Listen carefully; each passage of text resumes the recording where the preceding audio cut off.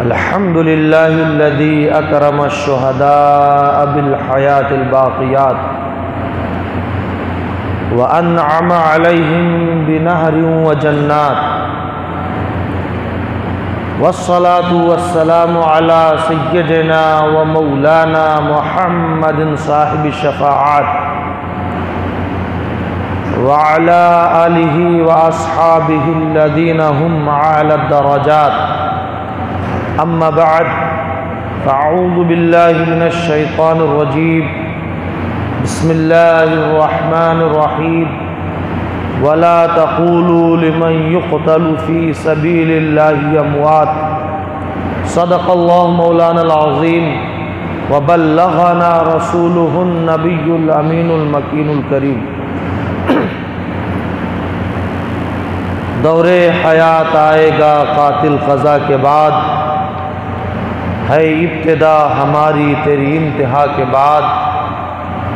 क़त्ले हुसैन अस्ल में मर्गे यजीद है, इस्लाम जिंदा होता है हर करबला के बाद। कलमे तौहीद है तेरी शहादत है हुसैन, तू न होता तो न रह जाती सदाकत है हुसैन। तेरी कुर्बानी ने जिंदा कर दिया इस्लाम को, वो रहेगा ताअबद तेरी बदौलत है हुसैन। मिल्लत इस्लाम को मिलता है एक दरसे हयात, कैसे भूले हम तेरा यौमे शहादत है हुसैन। एक बार दुरूद पाक पढ़ने, अल्लाहुम्मा सल्लि अला सय्यदिना व शफ़ीअना व हबीबिना व मौलाना मुहम्मद मअदनिल जूद वल करम व आलिहि व अस्हाबिहि व बारिक वसल्लम। अज़ीज़ तलबा, मुअज़्ज़ज़ उलमाए किराम, मेरे दीनी ईमानी इस्लामी और हुसैनी भाइयों, कल की गुफ्तगू में सैयदना इमाम मुस्लिम इब्न अक़ील की शहादत तक का बयान हुआ था। अजीब इत्तफ़ाक़ कि जिस दिन सैयदना मुस्लिम इब्न अक़ील की शहादत होती है, उसी दिन सैयदना इमाम हुसैन रज़ियल्लाहु ताला अन्हु मक्का मुकर्रमा से करबला रवाना होते हैं। करबला तो पहुंच गए जाके, असल में कूफा जा रहे थे। करबला तो पहुंचाया गया, कूफा से 60-70 किलोमीटर अलग है करबला। इमाम हुसैन को तो कूफा जाना था। मक्का से करबला का जो डिस्टेंस है आप गूगल कीजिए तो 1400 से लेकर 1800 किलोमीटर अलग अलग रास्तों से बताया जाता है। उस ज़माने में चलने की जो एवरेज स्पीड थी वो आज के हिसाब से 30 से 35 किलोमीटर, एक दिन में लोग 30 से 35 किलोमीटर चला करते थे। लेकिन अगर कोई ज़्यादा स्पीड से चले तो वो 80 किलोमीटर भी चल सकता था। तो 1400 से लेकर 1800 तक किलोमीटर का फासला इमाम अली मकाम ने 25 से 27 दिनों में, यानी 30 दिन के अंदर ये तय कर लिया और मुख्तलिफ मंजिलों से गुजरते रहे। तकरीबन 20 जगह आपने स्टॉप लिया। उन जगहों के अलग अलग नाम हैं जो रिवायतों में आते हैं। चंद जगहों के नाम आप ये जान लें। सफ़ा है एक जगह का नाम, तनईम है एक जगह का नाम, ज़ुबाला है एक जगह का नाम, वहाँ क़याम किया, स्टॉप लिया। और ज़रूद एक जगह का नाम है, वहाँ आपने स्टॉप लिया। तनईम एक इमाम हुसैन के स्टॉप का नाम है। ज़ू हसम एक पहाड़ को कहते हैं, वहाँ भी इमाम अली मकाम ने कैंप किया। उससे पहले शरफ एक जगह का नाम है, वहाँ इमाम हुसैन ने कैंप किया। उसके बाद उज़ैबुल हजानात है, वहाँ क़याम किया। कसरे बनु मुक़ातिल है, वहाँ इमाम अली मकाम ने कैंप किया। और आखिर में इमाम अली मकाम करबला में पहुँच जाते हैं। आपके जहन में एक सवाल उठता होगा, आपने बहुतेरे सुना होगा कि करबला में सिर्फ इमाम ज़ैनुल आबिदीन बचे थे और कोई मेल बचा नहीं, तो करबला के वाक़यात हम तक कैसे पहुँचे? तो अगर आप डीपली स्टडी करेंगे करबला का, history of Karbala, Tabari, Ibn Athir, Tabarani, अल-मुंतज़म फ़ी तारीख़ुल मुलूक वल उमम, हाफिज़ ज़हबी की अल-बिदाया वन निहाया, इब्न कसीर दमिश्क़ी की, ये सारी किताबें पढ़ेंगे तो पता चलेगा कि खुद अहले बैत में से और दो लोग बच कर के आ गए थे। एक हज़रत हसन बिन हसन, जिन्हें तारीख़ हसन मुसन्ना के नाम से जानती। इमाम हसन की नस्ल इनसे चली, ये बच्चे थे तो इन्हें भी छोड़ दिया गया था। और एक और नाम है अबू बकर बिन हसन, ये भी बच्चे थे तो इन्हें छोड़ दिया गया था। इसके अलावा इमाम हुसैन के दो ग़ुलाम भी थे। पहले स्लेवरी सिस्टम था तो लोगों के पास ग़ुलाम हुआ करते थे, नौकर, खादिम, आप समझने के लिए कह सकते हैं। तो आपके खादिम थे उक़बा बिन सिमआन। ये रबाब जो हज़रत सुकैना की वालिदा है, असलाम सुकैना है, और लोग बिगाड़ के सकीना सकीना कहते हैं। ऐसे ही असल नाम शमीर है, शमीर, और लोग उसे शिमर शिमर कहते हैं। चूँकि उर्दू की किताबों में एराब नहीं होता है, सिंबॉलिक सिस्टम नहीं है इसमें, तो जो जैसे चाहता है वैसे पढ़ता है। तो हज़रत सुकैना की अम्मी है रबाब, उनका ग़ुलाम था, ग़ुलाम थे उक़बा बिन सिमआन। ये भी बच कर के आ गए थे, ग़ुलाम होने के नाते इन्हें छोड़ दिया गया था। और दूसरे ग़ुलाम हैं अबू सुमामा साइदी, ये भी करबला से बच कर के आ गए थे। और जानिसारों में से भी एक शख्स जिनका नाम दहाक बिन अब्दुल्ला अल-मशरिक़ी है, दहाक बिन अब्दुल्ला, ये बच कर के आ गए थे। तो करबला की रवायतों के सोर्सेज ये लोग हैं। प्लस अम्मार अद-दोहनी, सबसे ऑथेंटिक जो रिवायत है करबला के हवाले से अम्मार अद-दोहनी की है, वो हज़रत अबू जाफ़र यानी इमाम बाक़िर से, जो इमाम ज़ैनुल आबिदीन के बेटे और इमाम हुसैन के पोते हैं।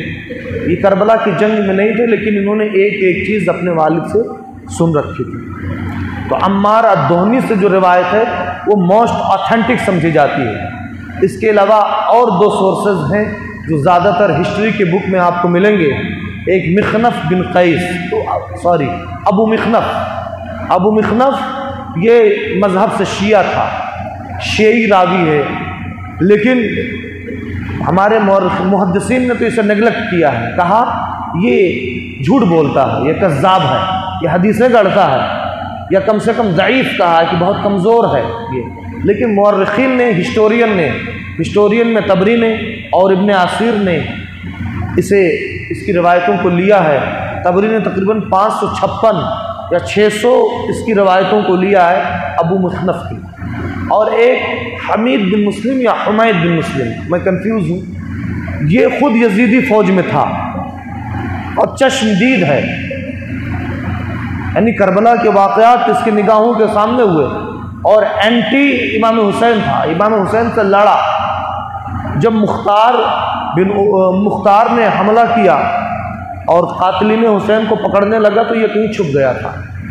और करबला की जो हिस्ट्री हम तक पहुंचती है उसमें इसकी रिवायतें भी ली जाती हैं हमीद बिन मुस्लिम की। तो ये चीज़ें बतौर तमहीद थी। इमाम आली मकाम मक्के मुकर्रमा से 8 ज़िलहिज्जा को निकलते हैं। लोग बहुत समझाते हैं कि आप कूफा ना जाएं, लेकिन मुस्लिम ने अकील का लेटर पहुंच गया था कि 12,000 की तादाद में लोगों ने बैत कर ली है आपकी। 12,000 कोई मामूली क्वांटिटी नहीं है, एक बड़ी तादाद है। 12,000 बहादुरों ने, मर्दों ने आपकी बैत कर ली है। गवर्नर नौमान बिन बशीर को खदेड़ने के लिए ये क्वांटिटी बहुत काफ़ी है, ये तादाद बहुत काफ़ी है। इमाम आली मकाम को जब ख़त पहुँचता है तो जाने की तैयारी शुरू कर देते हैं।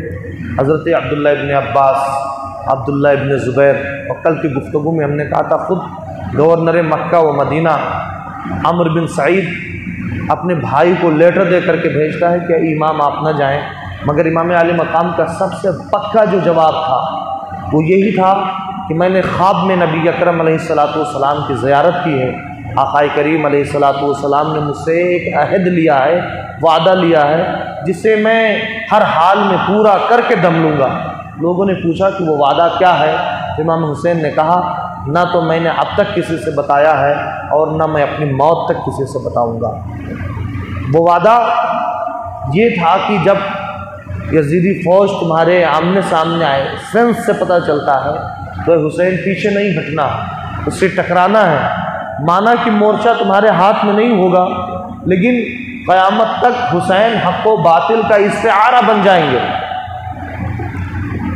हुसैनियत के नाम पे लोग जंगें जीतने लगेंगे। और आज यही हो रहा है। अगर इमाम आली मकाम यजीद की बैअत कर लेते, जबकि उसकी खिलाफत ही सही नहीं थी, उसकी हुकूमत ही सही नहीं थी, तो आज क़यामत तक कोई किसी बातिल के सामने सीना तान के खड़ा ही नहीं होता और कहता देखो इमाम आली मकाम ने चुप्पी साध ली थी, जब उन्होंने यजीद की बैअत कर ली थी तो हम कौन होते हैं सर उठाने वाले। तो इमाम आली मकाम यजीद की बैअत कर ही नहीं सकते थे। इमाम आली मकाम जब रवाना होते हैं मक्का से, तो कैस बिन मुसीर सैदावी जो कूफा वालों की तरफ से मैसेंजर बन कर के आए थे और इमाम हुसैन को लेने आए थे, गोया कि लेने आए थे कि इमाम आप हमारे साथ चलें।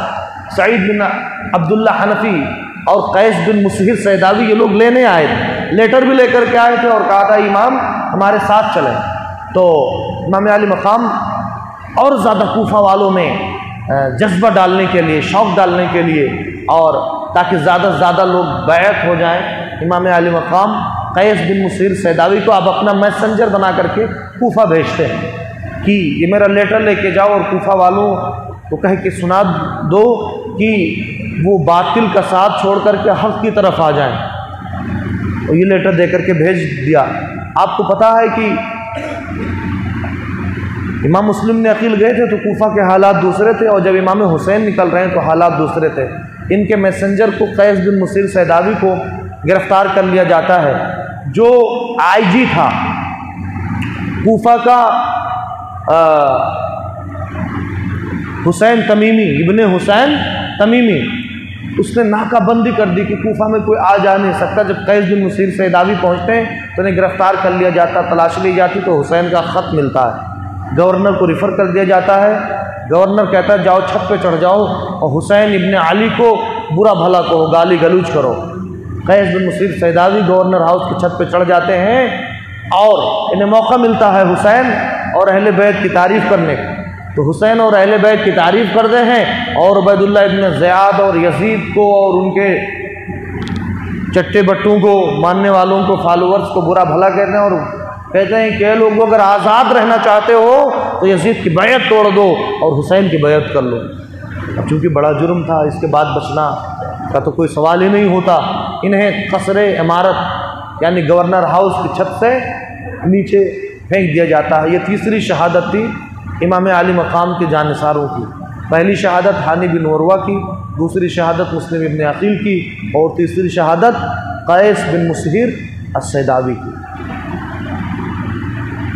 एक और हैं अब्दुल्ला बिन बुख्तुर रज़ियल्लाहु ताला अन्हु, ये इमाम आली मकाम के फोस्टर ब्रदर थे, रज़ाई भाई। इन्हें भी भेजा था ख़त दे करके मुस्लिम इब्न अकील को कि अब क्या हालात हैं, ताकि अपडेट करते रहे। उस ज़माने में कोई मोबाइल फ़ोन तो था नहीं, जियो वाला भी नहीं था कि फ़ोन कर दिया जाए, तो लोग ऐसे भेजा करते थे अपना मैसेंजर, तो काफ़ी टाइम उसमें लग जाता था। तो अब्दुल्ला इब्न बुख्तुर को भी पकड़ लिया गया और इनका भी अंजाम वही हुआ जो कैस बिन मुसीर सैदावी का हुआ।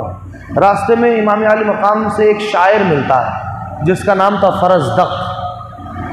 ये बड़ा फासिक व फाजिर शायर था, पहले औरतों के बारे में बहुत ओपन शायरी करता था, गज़ल से भी आगे निकल कर के।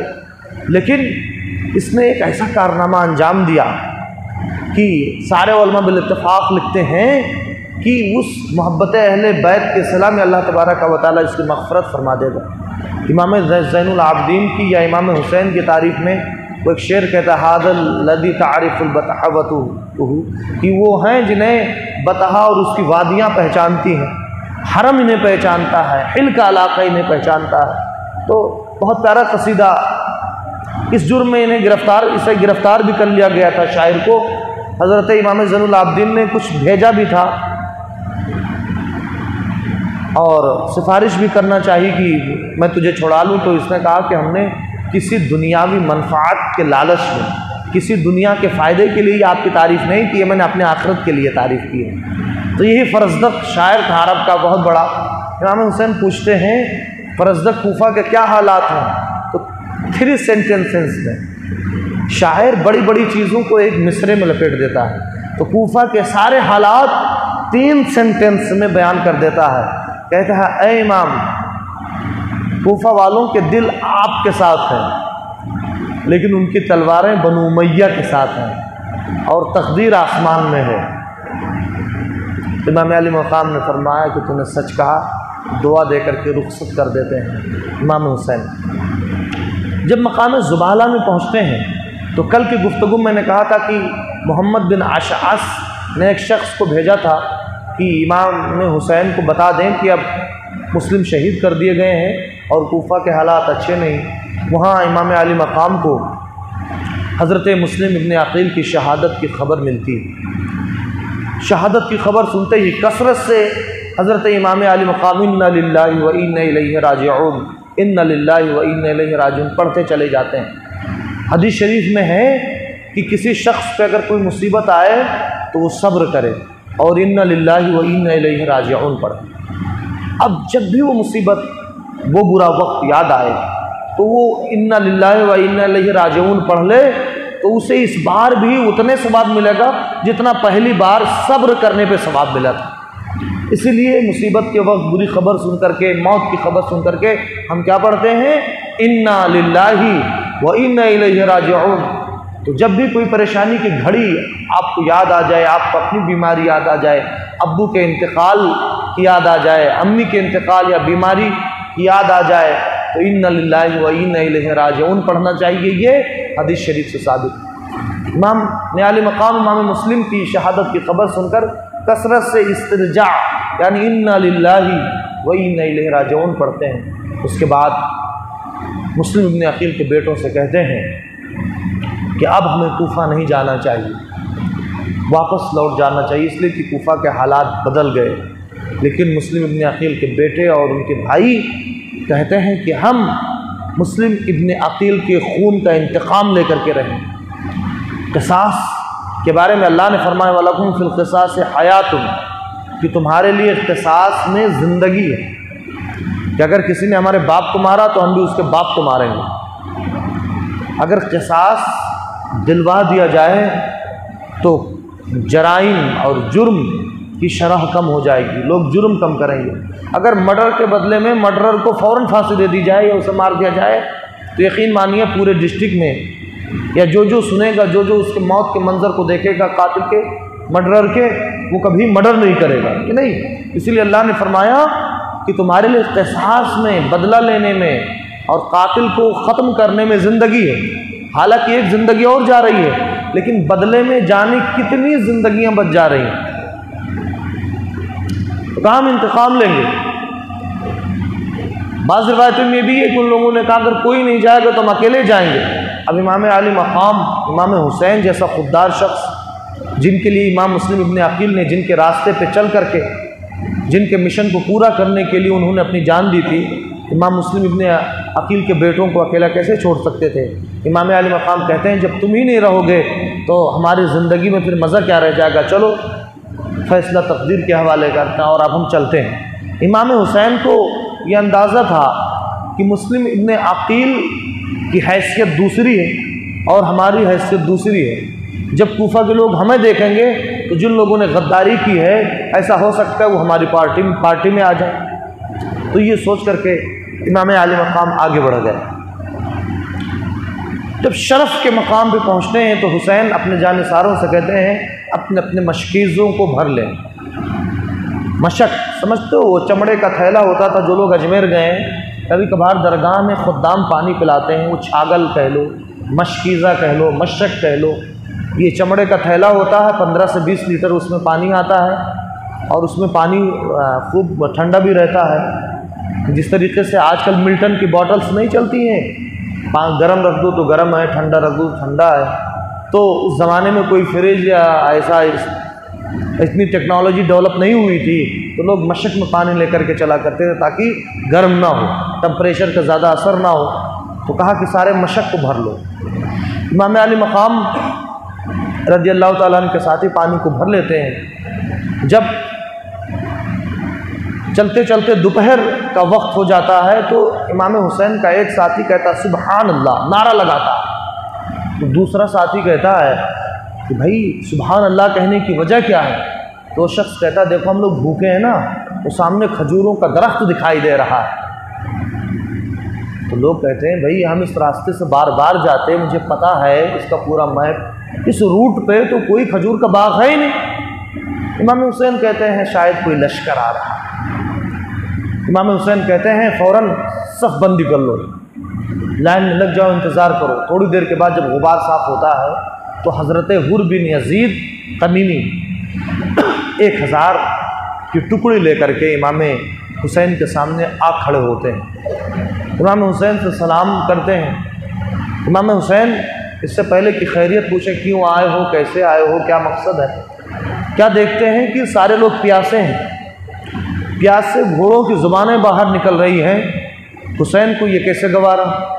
साक़ी कौसर के नवासे हैं ना, प्यारे आका अलैहिस्सलाम जो अपने उम्मतियों को कौसर का जाम पिलाएंगे मैदान महशर में, उनके नवासे हैं, कैसे गवारा उनके सामने जानवर भी प्यासे रहे। इसलिए आज के दिन या मुहर्रम का चाँद देखते ही मेरे लोग इमाम अली मकाम के नाम पे पानी पिलाते हैं, इसलिए कि किसी को खाना खिलाना और पानी पिलाना किसी प्यासे को बड़े सवाब का काम।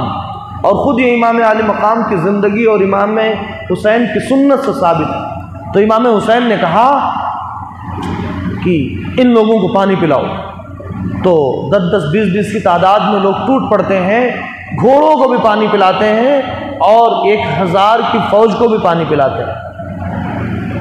एक शख्स का अपना बयान है, नाम मुझे याद नहीं आ रहा है, कि वो टॉयलेट करने के लिए रुक गया था, बाद में पहुंचा, थोड़ा लेट आया। जब पहुंचा तो अब सारे मशकीज़े खाली हो गए थे, सारे बॉटल्स बिल्कुल खाली हो गए थे, उनमें पानी नहीं था, सिर्फ इमाम हुसैन के मशकीज़े में पानी था। इमाम हुसैन ने जब उसे देखा कि वो लास्ट में आया प्यासा है, कहा आओ पानी पी लो। वो बढ़ता है और पानी पीता है, फिर ख्याल आता है कि सारे मशकीज़े तो खाली पड़े हैं, ये हुसैन का मशकीज़ा अगर मैं ये भी पी लूँगा तो ये क्या पिएंगे। इस इरादे से छोड़ देता है कुछ पानी। इमाम हुसैन कहते नहीं है और अपनी प्यास बुझा लो। उसे थोड़ी सी शर्म आती है। इमाम अली मकाम खुद आगे बढ़ कर के मशकीज़ा हाथ में लेते हैं और कहते हैं हाथ फैलाओ। वो हाथ फैलाता है और पूरे मशकीज़ा का पानी खाली कर देते हैं। खुद प्यासा रह करके इमाम अली मकाम उसे पानी पिला देते हैं। ये एक मुहर्रम का वाक़या। कितने? एक मुहर्रम। 8 ज़िलहिज्जा को निकले थे तो 22 दिन उधर और ये 23वां दिन है इमाम अली मकाम के सफ़र कूफा का, 22वें 23वें दिन। तो ये एक मुहर्रम को इमाम हुसैन पानी पिला रहे हैं और ठीक 7 मुहर्रम को इमाम अली मकाम के कैंप पे पानी बंद कर दिया जाता है और अम्र इब्नुल हज्जाज को फ़ौज की एक टुकड़ी दे करके मुतय्यन कर दिया जाता है कि खेमे हुसैनी में पानी का एक कतरा भी न जाने पाए, पानी का एक कतरा भी न जाने पाए। बताइए, दुश्मन पे भी पानी नहीं बंद करना चाहिए। अलबरकात के सामने टोटी लगी हुई है कि जो आए पानी पीता चला जाए, मगर उन लोगों ने अपने नबी की आल पे पानी बंद कर दिया। जिस नबी का कलमा पढ़ते थे उसी नबी के बाल बच्चों पे पानी बंद कर दिया। और ठीक 6 दिन पहले इमाम हुसैन ने क्या किया था? अपना मशकीज़ा खाली कर दिया था और अपने दुश्मनों को पानी पिलाया था। अब इमाम हुसैन पूछते हैं हुर क्यों आए हो? तो हुर कहते हैं मुझे इसलिए भेजा गया है कि मैं आपको कूफा न जाने दूँ। इमाम हुसैन कहते हैं तुम्हारी माँ तुझ पे रोए। हुर जाहिर सी बात है कमांडर थे, उनको ये बात बुरी लगी। कहते हैं अगर मुझे आपके अलावा कोई कहता मेरी माँ के बारे में तो मैं ज़रूर कहता, लेकिन आपकी अम्मी खातून जन्नत है, भला उनकी शान में मैं अपनी ज़ुबान कैसे हिला सकता हूँ। शायद यही अदब था हज़रत हुर का जो अल्लाह को पसंद आ गया और अल्लाह ने उन्हें दोज़ख से निकाल करके और जन्नत में डाल दिया। यानी यजीदी फ़ौज में थे और पहले कमांडर थे, पहली टुकड़ी के पहले कमांडर थे, मगर इसके बावजूद इमाम आली मकाम के साथ करबला की जंग शुरू होने से पहले आकर के मिल गए। ये इमाम हुसैन की दूसरी सबसे बड़ी जीत थी। पहली जीत ये थी कि यजीद का गवर्नर इमाम हुसैन की हिमायत कर रहा वलीद बिन उतबा और बैत लेने में सख्ती नहीं करता, उसे अपनी गवर्नरी से हाथ धोना पड़ता है मगर हुसैन पे सख्ती नहीं करता। ये हुसैन की हक्कानियत थी कि गवर्नर भी हुसैन के साथ हो गया। और दूसरी सबसे बड़ी जीत थी कि यजीदी फौज के पहले टुकड़ी का पहला कमांडर, जिसे मुक़द्दमतुल जैश कहते हैं, उसका कमांडर हुर बिन यजीद, ये इमाम हुसैन के साथ आ मिलता है। खैर रास्ते में थोड़ी सख्तियाँ भी करते हैं। हुसैन जिस रात हिरासत में लिया गया इमाम हुसैन उनके साथियों को हुर की 1000 की टुकड़ी के साथ, तो रात में तकरीर करते हैं, कहते हैं कि तुम लोग वापस चले जाओ और हमें अब वापस हो जाना चाहिए मदीने तैयबा। लेकिन हज़रत हुर मुज़ाहमत करते हैं और कहते हैं नहीं, हम आपको जाने नहीं देंगे। दोनों बीच में कहासुनी होती है, नमाजें होती हैं, इमामत इमाम हुसैन करते हैं और हज़रत हुर इक़्तिदा करते हैं, उनके पीछे नमाज़ पढ़ते हैं। उस ज़माने अब तक कोई ऐसी बात हुई नहीं थी, सिर्फ नज़रियाती इख्तलाफ था। हुर का काम ये था, मिशन था कि कूफा ना जाने दें बल्कि करबला पहुंचा दें, ऐसी जगह पहुंचाएं जहां पानी ना हो, और अगर पानी हो भी तो पानी बंद कर दिया जाए। अब 7 मुहर्रमुल हराम को हज़रत इमाम हुसैन करबला पहुंच जाते हैं। जब इमाम हुसैन करबला पहुंच गए, 7 मुहर्रमुल हराम को पानी बंद किया गया, तो हज़रत अब्बास जो इमाम हुसैन के सौतेले भाई थे, हज़रत अली के बेटे थे, 20 लोगों को लेकर के और नहर फुरात पे पहुंच जाते हैं।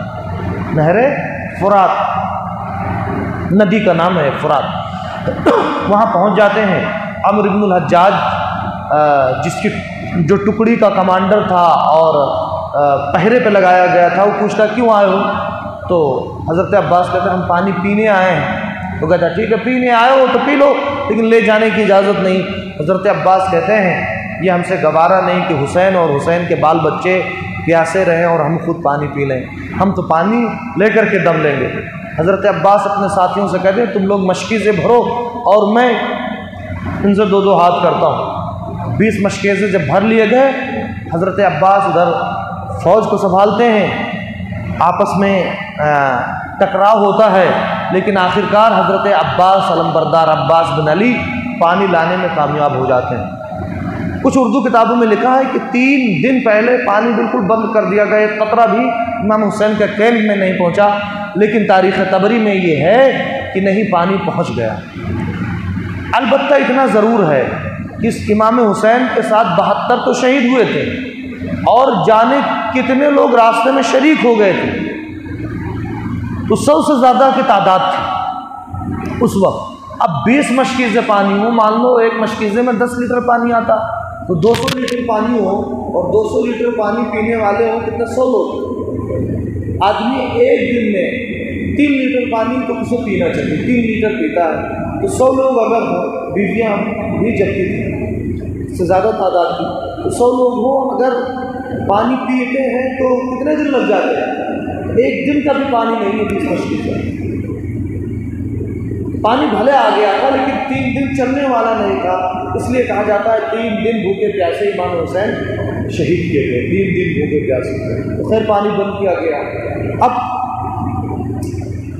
एक फौज थी सरहदी इलाके के एक काफिर कंट्री में जो टैक्स दिया करते थे, उन्होंने बगावत कर दी थी और गालिबन दैलम हो, तो एक फौज तैयार की गई थी। कहाँ? कूफा में। कूफा जो था वो एक छावनी का नाम था, इसी मकसद से कूफा को बसाया ही गया था ताकि यहाँ फौज रहे और जहाँ जैसी ज़रूरत हो वहाँ यहाँ से फौज उठा कर फ़ौरन उसे मोर्चे पर लगा दिया जाए। तो एक फौज तैयार थी, रवायतों में आता है 20,000 की तादाद, और उसकी कमांडिंग कौन कर रहा था? उमर बिन साद। उमर बिन साद को ये लालच दी गई थी कि रय जो प्रेजेंट टाइम में तेहरान को कहते हैं, जो ईरान की क्या है कैपिटल, कि तुम जाओ और उस बगावत को फरोग करो, वहाँ के लोगों को मार पीट के लाइन पे लेकर के आओ कि तुम्हें रय की गवर्नरी दे दी जाएगी, रय की हुकूमत दे दी जाएगी। तो कमांडिंग कर रहा था, इतने में इमाम हुसैन का मामला आ गया। तो उमर बिन साद, उर्दू किताबों में अमर बिन साद आता है, लेकिन अरबी किताबों में अक्सर में उमर बिन साद है और किसी में अमर बिन साद। हज़रत साद इब्न अबी वक्कास जो सहाबी रसूल अशरे मुबशरा में से है, उनका बेटा उमर बिन साद। तो उबैदुल्लाह बिन ज़ियाद जो गवर्नर है बुलाता है और कहता है कि अब सबसे पहले तुम जाओ हुसैन का काम तमाम करो, तब तुम्हें रय की हुकूमत दी जाएगी, उससे पहले नहीं दी जाएगी। बहुत टाल मटोल करता है, मगर उबैदुल्लाह बिन ज़ियाद इस बात पर मुस्सिर यानी अड़ जाता है कि नहीं तुम्हें जाना होगा। खैर उमर बिन साद अच्छा खासा लश्कर लेकर के करबला में पहुंच जाता है और इमाम हुसैन और उमर बिन साद के दरमियान कई दिनों तक और कई दिनों मतलब 2 दिन तक तबादले ख्याल होता रहता है कि क्या किया जाए। इमाम हुसैन उमर बिन साद से कहते हैं, देखो हम जंग लड़ने नहीं आए, हम कूफा वालों के बुलावे पे आए। मैं 3 बातें पेश करता हूँ, तीनों में से कोई एक मान लो। या तो मुझे डायरेक्ट यजीद के पास जाने दिया जाए, मैं उससे अपना मामला तय कर लूँ। कुछ लोग कहते हैं इमाम हुसैन ने कहा था मैं यजीद की बैत कर लूँ, लेकिन उक़बा बिन सिमआन जो इमाम हुसैन के खादिम ख़ास हैं, वो कहते हैं मैं मदीने से मक्का तक और मक्का से करबला तक और इमाम हुसैन की शहादत तक इमाम हुसैन के साथ था, मगर कभी भी इमाम हुसैन ने ये नहीं कहा कि मैं यजीद की बैत कर रहा हूँ, यजीद के पास जाने दो मैं उसकी बैत कर लूँ। अगर यजीद की बैत ही करनी होती तो अमीर मुआविया रज़ियल्लाहु ताला अन्हु के ज़माने में भी इमाम हुसैन यजीद की बैत कर सकते थे, मगर नहीं, तो अब क्यों करेंगे। तो खैर कहा कि ये 3 चीज़ें मैं पेश करता हूँ, तीनों में से कोई एक मान लो। पहली चीज़, मुझे दमिश्क जाने दिया जाए। दमिश्क कैपिटल जहाँ हाकिम रहा करता था, हज़रत अमीर मुआविया रज़ियल्लाहु ताला अन्हु ने कैपिटल बनाया। पहले कैपिटल मदीना तैयबा, हज़रत अली ने कूफा को कैपिटल बनाया। हज़रत अमीर मुआविया की जब हुकूमत आई तो उन्होंने कैपिटल चेंज कर दिया और दमिश्क मुल्क शाम को, सीरिया को उन्होंने अपना कैपिटल बनाया। तो कहा मुझे दमिश्क, इंग्लिश किताबों में डेमस्कस आता है, मुझे दमिश्क जाने दो और मैं यजीद से खुद अपना मामला तय कर लूँ। दूसरे ये कि मुझे लौट जाने दो, मैं मदीने से आया हूँ, मुझे मदीना तैयबा जाने दिया जाए। तीसरे ये कि मुझे सरहदी इलाक़ों में जहाँ जिहाद हो रहा है काफिरों से मुशरिकों से, वहाँ चले जाने दिया जाए और मैं उनसे आखिर उम्र तक जिहाद करूँगा। तो उमर बिन साद बड़ा खुश होता है और उबैदुल्लाह इब्न ज़ियाद को ख़त लिखता है कि अल्लाह तबारक व तआला ने खैर का मामला फरमाया और सुलह का रास्ता निकल आया। देखो हुसैन ने 3 चीज़ें पेश की हैं और तीनों मानी जा सकती, या कम से कम कोई एक मान लिया जाए तो जंग होते होते बच जाएगी और सिविल वार होने से बच जाएगा, और हमारी फ़ौज जो काफिरों से लड़ने के लिए तैयार हुई थी वो अब आपस में नहीं उलझेगी, सिविल वार में नहीं फंसेगी। तो उबैदुल्लाह इब्न ज़ियाद के दिल पे अल्लाह तबारक व तआला ने मुहर लगा दी थी, बड़ा सख्त था कमबख्त। उसने कभी थोड़ा सा ख्याल बदला कि मान लेते हैं और यजीद को लेटर लिखे, लेकिन शमीर ज़िलजौशन जिसके बारे में रिवायतों में आता है, बाज़ रिवायतों में, हालांकि रिवायतें दईफ़ हैं, कि प्यारे आका अलैहिस्सलातु वस्सलाम ने फरमाया कि एक चितकबड़ा कुत्ता मेरे अहले बैत के खून में अपना मुंह डाल रहा है। तो चितकबड़ा कौन था? ये शमीर था। शमीर जिसे शिमर शिमर कहते हैं, शमीर जो था ये कोढ़ ही था, सफ़ेद दाग था इसके बदन पे। तो इसने कहा कि नहीं, हुसैन को छोड़ना नहीं चाहिए। अगर हुसैन अब मक्का या मदीना चले गए, अब कंट्रोल में आए, तब ऐसी बातें कर रहे हैं, तो अब बग़ैर बैत लिए जाना नहीं चाहिए, और अब यजीद की बैत बाद में करें, आए अमीर आपकी बैत पहले करें। तो उबैदुल्लाह इब्न ज़ियाद ने कहा उमर बिन साद से, लिखा कि मैंने तुझे सुलह करने नहीं भेजा वहाँ, हमने सुना कि रातों रात तुम एक दूसरे से बातचीत करते हो, और एक रात तो वाकई बात हुई थी हज़रत इमाम हुसैन से और उमर बिन साद से कि 20 लोग यजीदी फ़ौज के और 20 लोग हुसैनी जानिसारों के इकट्ठा मिले, फ़ौज अलग कर दी गई और हुसैन और उमर बिन साद दोनों मिले। इमाम हुसैन ने कहा कि फ़ौजें यहीं छोड़ो, चलो यजीद के पास चलते हैं। तो उमर बिन साद ने कहा कि अगर हमने ऐसा किया तो हमारा घर गिरा दिया जाएगा। इमाम हुसैन ने कहा मैं तुम्हारा घर बनवा दूंगा, हम तुम्हारा घर बनवा दूंगा। कहा कि हमारा माल लूट लिया जाएगा। इमाम हुसैन ने कहा कि फ़िदक का जो कमाई आती है हम अहले बैत के हिस्से में, उससे हम तुम्हारी भरपाई कर देंगे। खैर जब उमर बिन साद जाने के लिए तैयार नहीं, वो तो 3 कंडीशंस, ये 3 सूरतें, 3 शर्तें इमाम हुसैन ने रखी थी, ये उमर बिन साद ने लिख के भेज दिया था। तो उबैदुल्लाह बिन ज़ियाद कहता है कि हमने सुलह करने के लिए, रातों रात बातचीत करने के लिए नहीं भेजा, इसलिए भेजा या तो हुसैन अब मेरी बैत करे और या तो तुम उनसे जंग करो, और ऐसी जंग जिसमें सर कटेंगे, जिसमें घोड़े बेकार हो जाएं, और जब हुसैन कत्ल कर दिए जाएं तो उनके जिस्म को घोड़े के टापों से रौंद दिया जाए। ये फरमान था उबैदुल्लाह इब्न ज़ियाद का। और जाहिर सी बात है बग़ैर यजीद की मर्ज़ी के कोई भी गवर्नर इतना बड़ा डिसीज़न नहीं ले सकता है। बग़ैर पीएम के चाहे हुए कोई सीएम इतना बड़ा स्टैंड नहीं ले सकता। कोरोना में देखो सब जो कुछ पीएम कहता था वही होता था, तो बिल्कुल ये इमरजेंसी कंडीशन थी। माना कि उबैदुल्लाह इब्न ज़ियाद के नाम से सारी चीज़ें आती थी। यजीद सिर्फ अपना दामन बचाना चाहता था, वरना उसके पंजे और उसके हाथ, उसका दामन खून हुसैन से हमेशा दागदार रहेगा। ये हमारे उलमाए अहले सुन्नत ने कहा कि डायरेक्ट यजीद का हाथ था खून हुसैन में।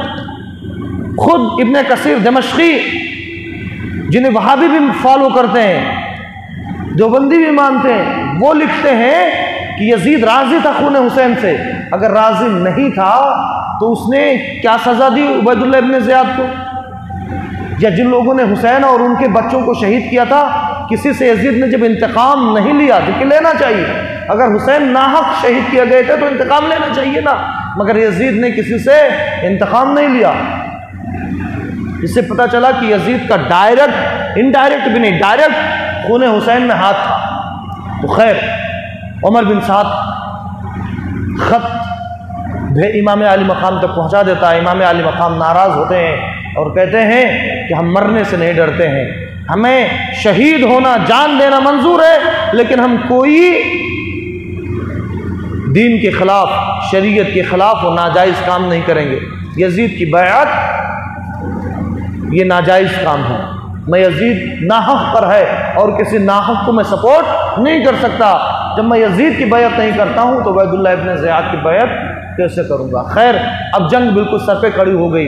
इमाम हुसैन ने दिफाई नुक्ते नज़र से अपने अकब कहते हैं पीछे को, कि पीछे से दुश्मन अटैक ना कर दे, झाड़ी थी उसे अपने बैक पे कर लिया। फिर भी खतरा था कि झाड़ी में से कोई दुश्मन आ जाए, तो इमाम आली मकाम ने अपने साथियों को हुक्म दिया कि यहाँ खाई खोद ली जाए। इमाम हुसैन ने खाई खोदी और कुछ सूखी हुई लकड़ियाँ उसमें डलवा दी और उसमें आग लगवा दी, ताकि दुश्मन पीछे से फांद करके ना आ पाए। जाहिर सी बात, आग जलेगी तो कोई घोड़ा आग में कूदेगा नहीं, तो पीछे से दुश्मन अटैक ना कर दे। इमाम आली मकाम इमाम हुसैन रज़ियल्लाहु ताला ने इसलिए वो खाई खुदवा करके और झाड़ियों को पीठ पे रख करके ये तदबीर की इमाम हुसैन ने। एक शख्स आया और उसने कहा, ऐ हुसैन, रात में आया, ऐ हुसैन, क्या दोज़ख की आग से पहले ही तुमने अपने घर में आग लगा ली है? अब बताइए, नमाज़ रसूल को दोज़खी कह रहा है। यही आज भी हो रहा है। जो गुमराह फ़िरक़े हैं, जो अभी 4 दिन के हैं, वो अहले सुन्नत व जमात को, जो अहद सहाबा से लेकर आप तक हैं, इनको दोज़खी कहते हैं और अपने आप को जन्नती कहते हैं। ये होता है। तो यजीद ही हुसैन को जहन्नमी कह रहे हैं। इमाम अली मकाम ने फरमाया कि हम अहले बैत नबुव्वत हैं, हम तो जन्नत वाले, हाँ दोज़ख वाला अगर कोई होगा तो तू होगा। इतना कहना था कि उसका घोड़ा बिदकता है, उछला और वो गिरने लगा। जब गिरा तो उसका पैर उसमें जैन में फंस गया, जहाँ वो पायदान होता नहीं घोड़े का। अब घोड़ा सरपट भाग रहा है और वो घसीट रहा है, इतना घसीटता एक जगह फंस गया कि उसका पैर घोड़े के जैन में रह गया और पूरा धड़ उधर हो गया। ये इमाम अली मकाम की करबला में करामत है कि जिसने इमाम को दोज़खी कहा फौरन वो दोज़ख में पहुंच गया। एक और करामत जिसे तारीख़ तबरी ने लिखा है, आज के किसी आलिम ने नहीं लिखा है, कि एक शख्स ने हुसैन को नहर फुरात की तरफ हाथ से इशारा करके कहा, ए हुसैन देखो नहर फुरात किस तरीके से लहरें मार रहा है। मगर तुम्हारे खेमे में पानी का एक कतरा भी नहीं पहुँचेगा। इमाम अली मकाम ने फरमाया कि आए अल्लाह इसे प्यासा मारना। तो हमीद बिन मुस्लिम जो यजीदी रावी है वो लिखता है कि करबला के वाक़े के बाद मैं उस शख्स से मिला जिसने इमाम हुसैन की शान में गुस्ताखी की थी और जिसके बारे में इमाम हुसैन ने कहा था या अल्लाह इसे प्यासा मारना। तो कहते हैं उसे पानी पे पानी पिलाया जा रहा है, तो पानी पी करके भी वो कहता अल आतश, प्यास प्यास प्यास। पानी पीता और उसे वोमिटिंग होती, फिर पानी पीता वोमिटिंग होती, पानी पीता वोमिटिंग होती, और इस तरीके से उसके फेफड़े और आतड़ियाँ मुंह के रास्ते निकल गए। और इमाम अली मकाम की दुआ बिल्कुल हरफ बहरफ सच साबित हुई। मौलाए रूम तभी तो कहते हैं गुफ्त अल्लाह बुअद गर्चे अज हल्कों में अब्दुल्ला बुअद, कि अल्लाह का वली जो कुछ कह दे अल्लाह तबारक व तआला उसे पूरा कर देता है। जुबान तो उस अल्लाह के नेक बंदे की होती है मगर फरमान अल्लाह का होता है। और बुखारी की हदीस कुदसी है, आकाए करीम अलैहिस्सलातु वस्सलाम कहते हैं अल्लाह फरमाता है कि रुब्बा आशास, कुछ अल्लाह के बंदे ऐसे होते हैं जिनके बाल बिखरे हुए होंगे, चेहरा गर्दो गुबार में अटा हुआ होगा, ठीक है, मदफूइन बिल अबवाब, अगर वो किसी के दरवाजे पे जाएं तो उनका हुलिया, उनकी कंडीशन ही होती है कि लोग उन्हें धक्के मार करके बाहर निकाल दें। लेकिन अल्लाह की बारगाह में उनका मकाम और मर्तबा ये होता है कि लौ अक़सम बिल्लाहि लअबर्रह, कि अगर किसी चीज़ पर वो अल्लाह की कसम खा ले कि कसम से या अल्लाह ये काम होना चाहिए, तो अल्लाह वो काम कर देता है। तो इमाम अली मकाम जो वलियों के सरदार, जिसे भी विलायत मिलती है इमाम हुसैन के अब्बा अली मुर्तज़ा की चौखट से मिलती है। कोई भी गुस्ताखे अली और गुस्ताखे अहले बैत अल्लाह का वली नहीं हो सकता है। तो जब वलियों के ज़बानों में इतनी तासीर होती है तो वलियों के जो मौरिस आला हैं इमाम हुसैन, उनकी ज़बान में कितनी तासीर होगी, हो करके रही। कहा प्यासा मरेगा तो वो शख्स प्यासा मरा, आतड़ियाँ भी बाहर निकल आई। इमाम अली मकाम के साथ कितने लोग हैं? 20, सिर्फ 20 सवार हैं और 52 पैदल। और यजीद के पास कम तादाद, मोहताद तादाद जो ये है कि 5000 की फौज है। 20,000 की भी रवायत मिलती है, लेकिन मोहताद ऑथेंटिक जो तादाद है वो 5000। कहाँ बात में आता है अब्दुर्रहमान इब्न अब्द रब्बा और बरीर बिन हुदैर, ये दो लोग हैं इमाम अली मकाम के कैंप के गेट पे इमाम अली मकाम की पहरेदारी किया करते थे इमाम हुसैन की। तो अब्दुर्रहमान इब्न अब्द रब्बे पहुंच गए बरीर बिन हुदैर के पास और उनके कंधे पे हाथ रख रख करके उन्हें ज़मीन पर बिठाते, फिर वो उड़ जाते, फिर बिठाते। तो बरीर बिन हुदैर कहते हैं कैसा मजाक, मौत सर पे खड़ी है और तुम मैं मजाक सूझ रहा है। तो अब्दुर्रहमान इब्न अब्द रब्बे कहते हैं खुदा की कसम, जाके तुम मेरी कौम से पूछ लो, न मैं बचपन में मजाकिया था, न जवानी में हंसी मजाक का दिल दादा था, और अब अधेड़ हो गया हूँ, अब भी हंसी मजाक नहीं करता, लेकिन मारे खुशी के मुझसे रहा नहीं जा रहा है तो मैं इस हंसी मजाक पर उतर आया, इसलिए कि मैं जानता हूँ कि हमारे और जन्नत के हूरों के दरमियान बस इतना फासला रह गया है कि ये ज़ीदी फ़ौज आगे बढ़े, हम पर हमला करे और हम शहीद होकर के हूरों के आगोश में पहुँच जाएँ। तो सुभान अल्लाह, इमाम हुसैन के जानिसारों का यह शौक़ शहादत था कि इस जज्बे शहादत के लिए वो मचल रहे थे। 9 मुहर्रमुल हराम असर के वक्त यज़ीदी फ़ौज हरकत में आती है, उसका एक विंग आगे बढ़ता है। इमाम हुसैन उस वक्त बैठे हुए थे और उससे पहले का वाक़या मैं बता दूँ, हज़रत सैयदना इमाम हुसैन रज़ी अल्लाह ताला की आँख झपकी और उसके बाद जब उठते हैं तो इमाम अली मकाम इन्ना लिल्लाहि व इन्ना इलैहि राजिऊन पढ़ने लगते हैं। तो हज़रत अली अकबर पूछते हैं कि अब्बा हुजूर इन्ना लिल्लाहि व इन्ना इलैहि राजिऊन पढ़ने की क्या वजह? इमाम हुसैन कहते हैं मेरी आँख लग गई, मैंने ख्वाब देखा कि एक घुड़सवार घोड़े पे सवार है और कह रहा ये देखो ये लोग सफ़र कर रहे हैं और इनकी मौतें इनके पीछे पीछे चल रही हैं। तो हज़रत अली अकबर इमाम हुसैन के बड़े बेटे कहते हैं अब्बा हुजूर इसका मतलब क्या है? तो इमाम हुसैन कहते हैं इसका मतलब ये है कि हमारी रूहें हमें ख़बर दे रही हैं कि अब हम शहीद होने वाले हैं। तो हज़रत अली, दूसरा कोई होता तो रोने लगता, अब हम हमारे अब्बू नहीं बचेंगे। मगर करबला के वाक़यात सुनने का मकसद सिर्फ़ और सिर्फ यही है कि बंदा दुनिया के लिए ना जिए, आखिरत के लिए जिए, बातिल के लिए ना जिए, हक़ के लिए जिए। हज़रत अली अकबर कहते हैं अब्बा हुजूर क्या हम हक़ पे नहीं? इमाम अली मकाम फरमाते, बेटे हम हक पर हैं और हम ही हक पर हैं, हमारे अलावा कोई ये फौज जो है ये हक पर नहीं है। तो जयाला बेटा, वफादार बेटा इमाम हुसैन का सपूत कहता है, अब्बा हुजूर जब हम हक पर हैं तो फिर हक के लिए हमें जान देने में कोई भी पसोपेश नहीं है, हम हक के लिए अपनी जान कुर्बान कर देंगे। हुसैन खुश हो जाते हैं, कहते हैं कि मुझे अपने बेटे से यही तवक्को और यही उम्मीद। तो इमाम हुसैन का खादिम शाम रख रहा है, तलवारें तेज़ कर रहे हैं, इमाम हुसैन बैठे हुए हैं कि यजीदी फ़ौज हरकत में आती है। लोग कहते हैं कि ये आगे बढ़ रहे हैं। इमाम अली मकाम अपने सौतेले भाई अब्बास से कहते हैं, जाओ उनसे कहो कि क्यों आगे बढ़ रहे हैं। वो लश्कर के पास जाते हैं और कहते हैं तुम क्यों आए हो। तो उसका कमांडर आगे बढ़ता और कहता है हम इसलिए आगे बढ़ रहे हैं ताकि अब जंग हो।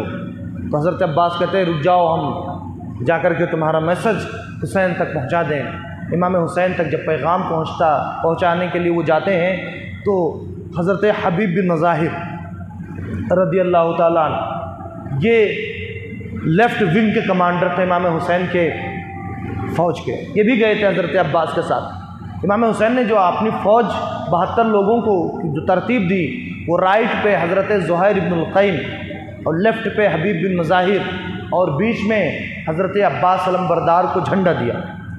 इस तरीके से अपनी फ़ौज को सजाया।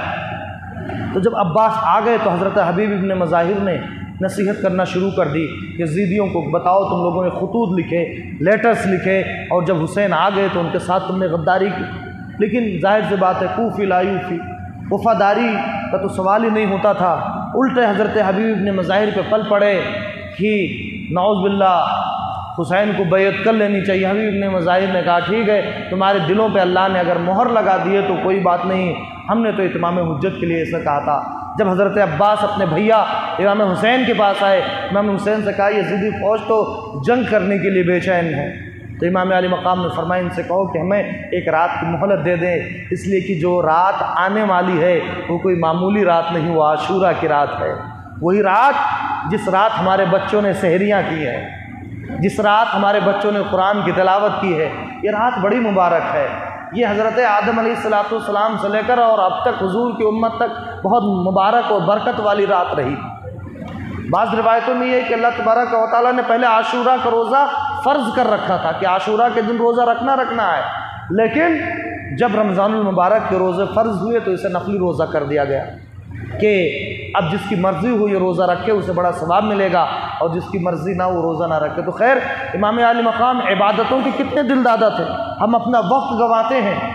इमाम आली मकाम को देखिए, एक तरफ तो जिहाद है, दूसरी तरफ अल्लाह की इबादत है मुक़द्दस रात में। इमाम अली मकाम फरमाते हैं जिहाद का फ़रीज़ा तो कल अदा हो जाएगा, यज़ीदी फ़ौज से कहो कि आज रात हमें इबादत की मोहलत दे दें। हज़रत अब्बास जाते हैं, इमाम हुसैन की बात रख देते हैं। यज़ीदी फ़ौज आपस में मशवरा करती है। शबस बिन रिबाई कहता है और अमर इब्न हज्जाज कि अगर काफिर भी मोहलत मांगते कि कल जंग होगी तो उन्हें मोहलत दे दी जाती। खैर मोहलत मिल जाती है, वो फ़ौज वापस चली जाती है और इमाम हुसैन और उनके जानिसारान उस रात इबादत में मसरूफ़ हो जाते हैं। जब आधी रात हो जाती है, इमाम आली मकाम खुतबा देते हैं, अल्लाह की हम्द व सना करते हैं और कहते हैं उस अल्लाह का लाख लाख शुक्र कि जिसने हमें ख़ानदान नबुव्वत में पैदा फरमाया, ख़ानदान नबुव्वत में पैदा फरमाया, जिसने हमें तौहीद की अमानत दी, हमें शिर्क से बचाया। इस वक्त आज हमसे और हमारी जमात से अफजल कोई जमात नहीं है, यानी सबसे अफजल लोग आप हो। और अपने जानिसारों से कहते हैं कि मैं अपने हुकूक माफ़ करता हूँ, यज़ीदियों को मुझसे मतलब है, रात के सन्नाटे में तुम चले जाओ यहाँ से और मुझे छोड़ दो। जब कल यज़ीदी मुझे यहाँ मौजूद पाएंगे तो तुम्हारा ताक़ुब नहीं करेंगे, पीछा नहीं करेंगे। लेकिन जानिसारान हुसैन उठ करके एक एक करके ऐसा खुतबा देते हैं। हज़रत ज़ुहैर इब्नुल क़ैम कहते हैं कि मैं 1000 बार मारा जाऊँ आपके साथ रह करके और 1000 बार ज़िंदा किया जाऊँ, तब भी यही तमन्ना रहेगी काश एक बार और ज़िंदा किया जाऊँ और हुसैन के साथ लड़ते हुए शहीद किया जाऊँ। हज़रत ज़ुहैर इब्नुल क़ैम इसी माना करके खुतबा देते हैं। कुछ शहज़ादगाने इमाम हुसैन ने कहा अब्बा हुजूर आपके बग़ैर ज़िंदगी बेकार है और आपके साथ मरना, शहीद होना, ये हमारे लिए फ़ख्र का बाइस है। इमाम आली मकाम जब सबके शौक़ शहादत और जज्बे शहादत को देखते हैं तो इमाम हुसैन रज़ी अल्लाह ताला अन्हु सबको दुआएं देते हैं। सब सुबह तक दुआओं में, तिलावतों में और ज़िक्र और अज़कार में लग जाते हैं। जब सुबह होती है इमाम आली मकाम नमाज फ़ज्र पढ़ते हैं। नमाज फ़ज्र के बाद कई मरतबा इमाम आली मकाम ने इमाम हुज्जत के लिए यज़ीदी फ़ौज को समझाने की कोशिश की और उसका असर भी हुआ। रवायतों में आता है कि सिर्फ़ हज़रत हुर बिन यज़ीद ही पार्टी छोड़ करके, यज़ीद की पार्टी छोड़ करके हुसैन की पार्टी में नहीं आ गए थे, बल्कि यज़ीदी फ़ौज के और भी बहुत सारे लोग आ गए थे इमाम हुसैन के साथ। ये इमाम हुसैन की तकरीर का असर था। इमाम हुसैन रज़ी अल्लाह ताला ने 2 थैले ले जाकर के उलट दिए और नाम ले लेकर के कहा, आए अम्र इब्नुल हज्जाज, क्या ये तेरा लेटर नहीं है? ऐ शबस बिन रबाई, क्या ये तेरा लेटर नहीं है? ऐ फ़ला इब्न फ़ला, क्या तूने ख़त नहीं लिखा है? तो जिन लोगों ने ख़त लिखा था उन्होंने अपनी गर्दनें झुका दी और बेवफाई करते हुए, बेशर्मी दिखाते हुए कहते हैं, हाँ हमने लेटर तो लिख दिया था, लेकिन आप अपने इब्ने अम, अपने भाई यजीद की बैत कर लें और जंग टल जाए, आप भी अमान से रहें, हम भी अमान से रहें। तो इमाम हुसैन कहते, मेरे अब्बा हुजूर सही कहा करते थे कि अल्लाह या तो मुझे मौत दे दे या शहीद कर दे ताकि मैं इन कूफियों से निजात पा जाऊं, इसलिए कि मैंने इन्हें थका दिया है और इन्होंने मुझे थका दिया है। कूफी ला यूफी, कूफी कभी वफादार नहीं होते। आखिरी जो नसीहत करते हैं इमाम आली मकाम अपनी शहादत से पहले और आखिरी जो खुतबा देते हैं कि चलो ठीक है, अगर हमारे खुतूत बेकार हैं, तुमने लेटर नहीं लिखे या लिखे अब बदल गए हो, तो मुझे पहचानो मैं कौन हूँ, मेरे नसब पे गौर करो। क्या मैं तुम्हारे नबी की बेटी का बेटा नहीं हूँ? क्या मैं नवासे रसूल नहीं हूँ? क्या मेरे अलावा इस दुनिया में और कोई नवासे रसूल है? नहीं है। क्या मैं अली मुर्तज़ा का बेटा नहीं हूँ? क्या मैं फातिमा ज़हरा का नूर नज़र नहीं हूँ? क्या मैं हुसैन इब्ने अली नहीं हूँ? क्या मेरे और भैया हुसैन के बारे में आक़ाए करीम अलैहिस्सलातु वस्सलाम ने फरमाया नहीं करते थे, अल हसन वल हुसैन सैयदा शबाब अल जन्ना, क्या हसन और हुसैन जन्नती जवानों के सरदार हैं? और इस हदीस की तस्दीक करने वाले, इस हदीस को सही करार देने वाले इस वक्त सहाबे कराम मौजूद हैं। जाओ सही अबू सईद खुदरी से पूछो जिंदा है, अनस बिन मालिक से पूछो जिंदा है, ज़ैद इब्न अरक़म से पूछो वो जिंदा है, वो शहादत दे देंगे कि हाँ मेरे और भैया हुसैन के बारे में और भैया हसन के बारे में नाना जान सल्लल्लाहु अलैहि वसल्लम ने फरमाया था। मगर यज़ीदी खामोश रहते हैं और सिर्फ एक जवाब होता है। शमीर आगे बढ़ कर के कहता है, ए हुसैन या तो बैत करो या तो जंग के लिए तैयार हो जाओ। इमाम आली मकाम फरमाते, मुझे पता था कि अल्लाह ने तेरे दिल पे मोहर लगा दी हो और तू नहीं मानेगा। याद रखना, इत्माम हुज्जत के लिए हमने ऐसा कहा है, और अगर तुम जंग की दावत देते हो तो अली का बेटा कभी भी जंग करने से पीछे नहीं हटता है। इमाम आली मकाम वापस आ जाते हैं और अपनी फ़ौज को 3 धड़ों में तकसीम करते हैं। राइट पे हज़रत मुस्लिम ज़ुहैर इब्न क़ैन और लेफ़्ट पे हबीब बिन मुज़ाहिर, बीच में हज़रत अब्बास अलंबरदार अपने भैया को रखते हैं। यज़ीदी फ़ौज का राइट विंग आगे बढ़ता है। इमाम आली मकाम के तीर अंदाज जो दस्ता था, इमाम हज़रत अब्बास इशारा करते हैं और तीर चलाने वाले आगे बढ़ते हैं। यज़ीदी फ़ौज घोड़ों पे वो विंग आ रहा था, इधर हुसैनी जयाले अपने तीरों को चला देते हैं, उनके घोड़े बेकार हो जाते हैं।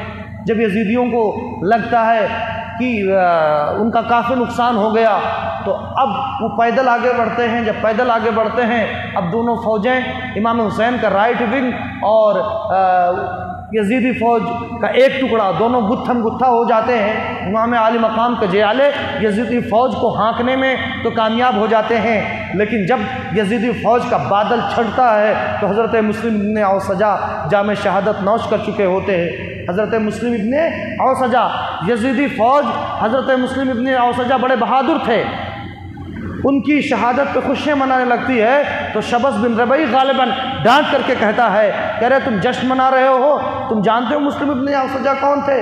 तुर्किस्तान की जंग में जब हम जंग करने गए थे तो जंग शुरू होने से पहले मुस्लिम इब्ने औसजा ने तकरीबन 6 काफिरों को फिन्नार कर दिया था, और जिधर का भी रुख करते थे दुश्मनाने इस्लाम को, कुफार और मुशरिकीन को भेड़ बकरियों की तरह ये खदेड़ते थे। आज तुमने एक जयाले को शहीद किया है, तुम्हें इस पर खुश नहीं होना चाहिए। अब फिर यजीदी फ़ौज की एक और टुकड़ी आगे बढ़ती है तो इमाम आली मकाम के लेफ़्ट विंग पे हमला करती है। हबीब बिन मज़ाहिर एड़ी चोटी का ज़ोर लगा देते हैं, मगर इस बार भी इमाम आली मकाम के कई जियाले जाम शहादत नौश कर जाते हैं। अच्छा, जंग शुरू कैसे हुई? पहले जंगों में तरीक़ा यह था कि पहले एक एक करके लड़ाई लड़ते थे। तो यजीदी फ़ौज की तरफ से 2 लोग निकले, एक इब्ने ज़याद का ग़ुलाम सालिम और एक उसके बाप का ग़ुलाम था यसार, यानी ज़याद का ग़ुलाम। दोनों निकले और कहते हैं हल मिन मुबारिज़, क्या है कोई जंग करने वाला? अब बरीद बिन हुदैर और सईद बिन अब्दुल्ला हनफी और एक साहब और निकलते हैं मुकाबला करने के लिए, लेकिन एक तनुमंद जवान शख्स आगे बढ़ता है जिसका नाम अब्दुल्ला बिन उमैर कलबी था। अब्दुल्ला बिन उमैर कलबी इमाम हुसैन के साथ तो नहीं आए थे, बाद में आकर के एग्जाम कर दिया था आपको इमाम हुसैन की फ़ौज में। ये असल में बहुत ज़माने से ख्वाहिश थी कि ये जिहाद पे जाए और तैयारी भी कर रहे थे कि जब ये उमर बिन साद के कमांडिंग में फ़ौज जाएगी तो उसमें हम भी शामिल हो जाएंगे। कि उन्हें पता चला कि हुसैन से लड़ने जा रहे हैं तो सीधे अब्दुल्ला बिन उमैर कलबी, जिनकी कुछ दिनों पहले अभी न्यू मैरिड थे, तो न्यूली वेडेड वाइफ को लेकर के अपने पहुंच जाते हैं, इमाम हुसैन के साथ मिलते हैं। इमाम हुसैन से कहते हैं मैं भी इस जंग में हिस्सा लूँगा। इमाम हुसैन उनकी ग़ुलामी को कबूल करते हैं और इमाम हुसैन से कहते हैं हुसैन मैं जाऊँगा आगे। अब इमाम हुसैन देखते हैं उनके कलाई मजबूत है, ठोस है, पट्टे बहादुर शख्स है, तो इजाज़त दे देते हैं और बरीद बिन हुदैर वगैरह को पीछे बुला लेते हैं। जब हज़रत अब्दुल्ला इब्न उमैर कलबी रज़ी अल्लाह ताला अन्हु मैदान कारज़ार में पहुँचते हैं तो दोनों कहते हैं इंट्रोड्यूस योर सेल्फ, बताओ तुम कौन हो, चूँकि वो चाहते थे कि बराबरी से मुकाबला हो। तो बरीद बिन हुदैर ये लोग मशहूर थे, तो सालिम और यसार चाह रहे थे कि मशहूर लोगों से जंग करें कि मारे भी जाएँ तो ज़्यादा बेइज्जती ना हो, और अगर कम मशहूर लोग, कम फेमस लोग मारेंगे तो ज़्यादा बेइज्जती होगी, और अगर फेमस लोगों को वो हरा देगा तो ज़्यादा नाम होगा, खुद फेमस हो जाएगा। तो कहा कि मेरा नाम अब्दुल्ला बिन उमैर कलबी है। कहा नहीं, हम तुमसे नहीं जंग करते, भेजो बरीद बिन हुदैर को। तो इन्होंने कहा लेकिन मैं तो चाहता हूँ कि तुझे फिन्नार करूँ, और यसार पे झपट पड़ते हैं और उसका काम तमाम कर देते हैं। इधर से सालिम जब देखता है उसके साथ ही मारा गया तो पीछे से हमला करना चाहता है। इधर इमाम आली मकाम अपने जाबाज से कहते हैं कि इलाका बिक आए अब्दुल्ला बिन उमैर, अपने पीछे देखो दुश्मन हमला कर रहा है। पैंतरा बदलते हैं, लेकिन इतने में सालिम की तलवार काम कर जाती है और आप अपने हाथ को बढ़ाते हैं, अब्दुल्ला इब्न उमैर की लेफ्ट हैंड की उंगलियां शहीद हो जाती हैं। लेकिन शेर की तरह झपट करके, जख्मी शेर की तरह हज़रत अब्दुल्ला बिन उमैर कलबी रज़ी अल्लाह ताला अन्हु सालिम पे हमला करते हैं और दोनों को वही ढेर कर देते हैं। तो आप देखिए, अकेला हुसैनी नौजवान 2 यजीदियों को जंग शुरू होने से पहले पहले काट देता है। यही करबला की जंग में हज़रत अली अकबर इमाम हुसैन के बेटे ने कहा था, अगर तुम्हारी तादाद तुम्हारे चौथाई या तुम्हारे आधा होती या तुम्हारे कुछ बराबर होती तो आज हम तुम्हें काट करके रख देते, इसलिए कि हक़ के साथ जो लड़ता है अल्लाह तबारक व तआला उसकी मदद फरमाता है। तो बहरहाल यहाँ भी विनर रहे और जो वैसे जंग हो रही वहाँ भी इमाम आली मकाम के जानिसार यजीदी फ़ौज को खदेड़ने में कामयाब हो जाते हैं, लेकिन भारी नुकसान होता है। खैर, इमाम आली मकाम के एक एक साथी हज़रत ज़ुहैर इब्नुल क़ैन शहीद हो जाते हैं, हज़रत हबीब बिन मज़ाहिर शहीद हो जाते, अब्दुल्ला बिन उमैर कलबी शहीद हो जाते, हज़रत हुर, जो ये इमाम हुसैन की तीसरी कामयाबी थी कि हज़रत हुर आ गए, वो भी शहीद हो जाते हैं। और हज़रत अब्बास लंबरदार जब शहीद होते हैं तो यानी जो आपके मिडिल फ़ौज के तीसरी टुकड़ी के कमांडर थे, तो इमाम आली मकाम फरमाते हैं कि अब मेरा हाथ टूट गया, या ये फरमाते हैं अल आना इनकसर ज़हरी, अब मेरी कमर टूट गई। ये लोग शहीद हो गए। हज़रत कासिम बिन हसन, जिनकी उम्र तोड़ी थी, अभी शादी भी नहीं हुई थी, वो भी जाते हैं, शहीद हो जाते हैं। उसके बाद हज़रत अली अकबर वो भी जाते हैं, जाम शहादत नौश कर जाते हैं। यजीदी इतने शकी और बदबख्त थे कि इमाम हुसैन की गोद में इमाम हुसैन का शीर खार एक बच्चा था। बच्चों पे सभी रहम करते हैं। इमाम आली मकाम की गोद में वो बच्चा था। तबरी की रिवायत है कि एक शख्स ने तीर मारा और उस बच्चे को भी शहीद कर दिया। दूध पीते बच्चे। वैसे वो तुम्हारी तादाद 4 से 5 हज़ार है और आपके सामने जो है कम तादाद में उनके बच्चों को तुम मार रहे हो। ये कहाँ की जंग है? जो लोग यजीद को हक़ पे कहते हैं, जाओ तुम्हें यजीद मुबारक हो, जाओ उसके साथ दोज़ख में मुबारक हो, यजीद भी मुबारक, दोज़ख भी मुबारक, लेकिन ज़रा फैसला कीजिए तारीखें पढ़िए, तबरी की रिवायत है कि शीरखार दूध पीते बच्चों को मारना ये कहाँ का इंसाफ है? तुम तो दूध पीते बच्चों को मार रहे हो। तो उनका नाम अब्दुल्ला बिन हुसैन था, कुछ लोग उन्हें अली असगर भी कह देते हैं। ये शहीद हो गए अब्दुल्ला बिन हुसैन रज़ी अल्लाह ताला। और दो और बेटे थे इमाम हुसैन के भांजे, वो एक ताई के घर में थे। उबैदुल्लाह बिन ज़ियाद को करबला के वाक़े के बाद जब पता चलता है कि वो बच्चे छोटे छोटे हैं जो बालिग नहीं थे, तो उन बच्चों को बुला करके उबैदुल्लाह बिन ज़ियाद बच्चों की भी गर्दन मार देता, जिसके घर में थे उसकी भी गर्दन मार देता। ये कहाँ का इंसाफ है? जिस नबी का कलमा पढ़ते हो, जिस नबी की आल पे दुरूद भेजते हो और कहते हो अल्लाहुम्मा सल्ली अला मोहम्मद व अला आले मोहम्मद, उसी की आल को मार रहे हो, बच्चों को मार रहे हो, और फिर भी कहते हो कि हम तौहीद परस्त हैं, हम हक़ पर हैं। नॉर्मल एनालिसिस करने वाला, यही तो वजह है कि उस ज़माने से लेकर अब तक मुस्लिम तो मुस्लिम, नॉन मुस्लिम भी हुसैन के फेवर में है, यजीद के फेवर में नहीं। हुसैन की सबसे बड़ी जीत है कि आप अपने मोहल्लों में देखेंगे हुसैन नाम के, अली नाम के, असगर नाम के, अकबर नाम के हज़ारों की तादाद में लोग मिल जाएंगे, मगर इसमें से किसी का नाम यजीद है? हमारे बच्चों में किसी का नाम है यजीद? नहीं। हुसैन किस किस का नाम है? Rise your hand. Hussain. Ali किस किस के नाम में आता है? शाबाश।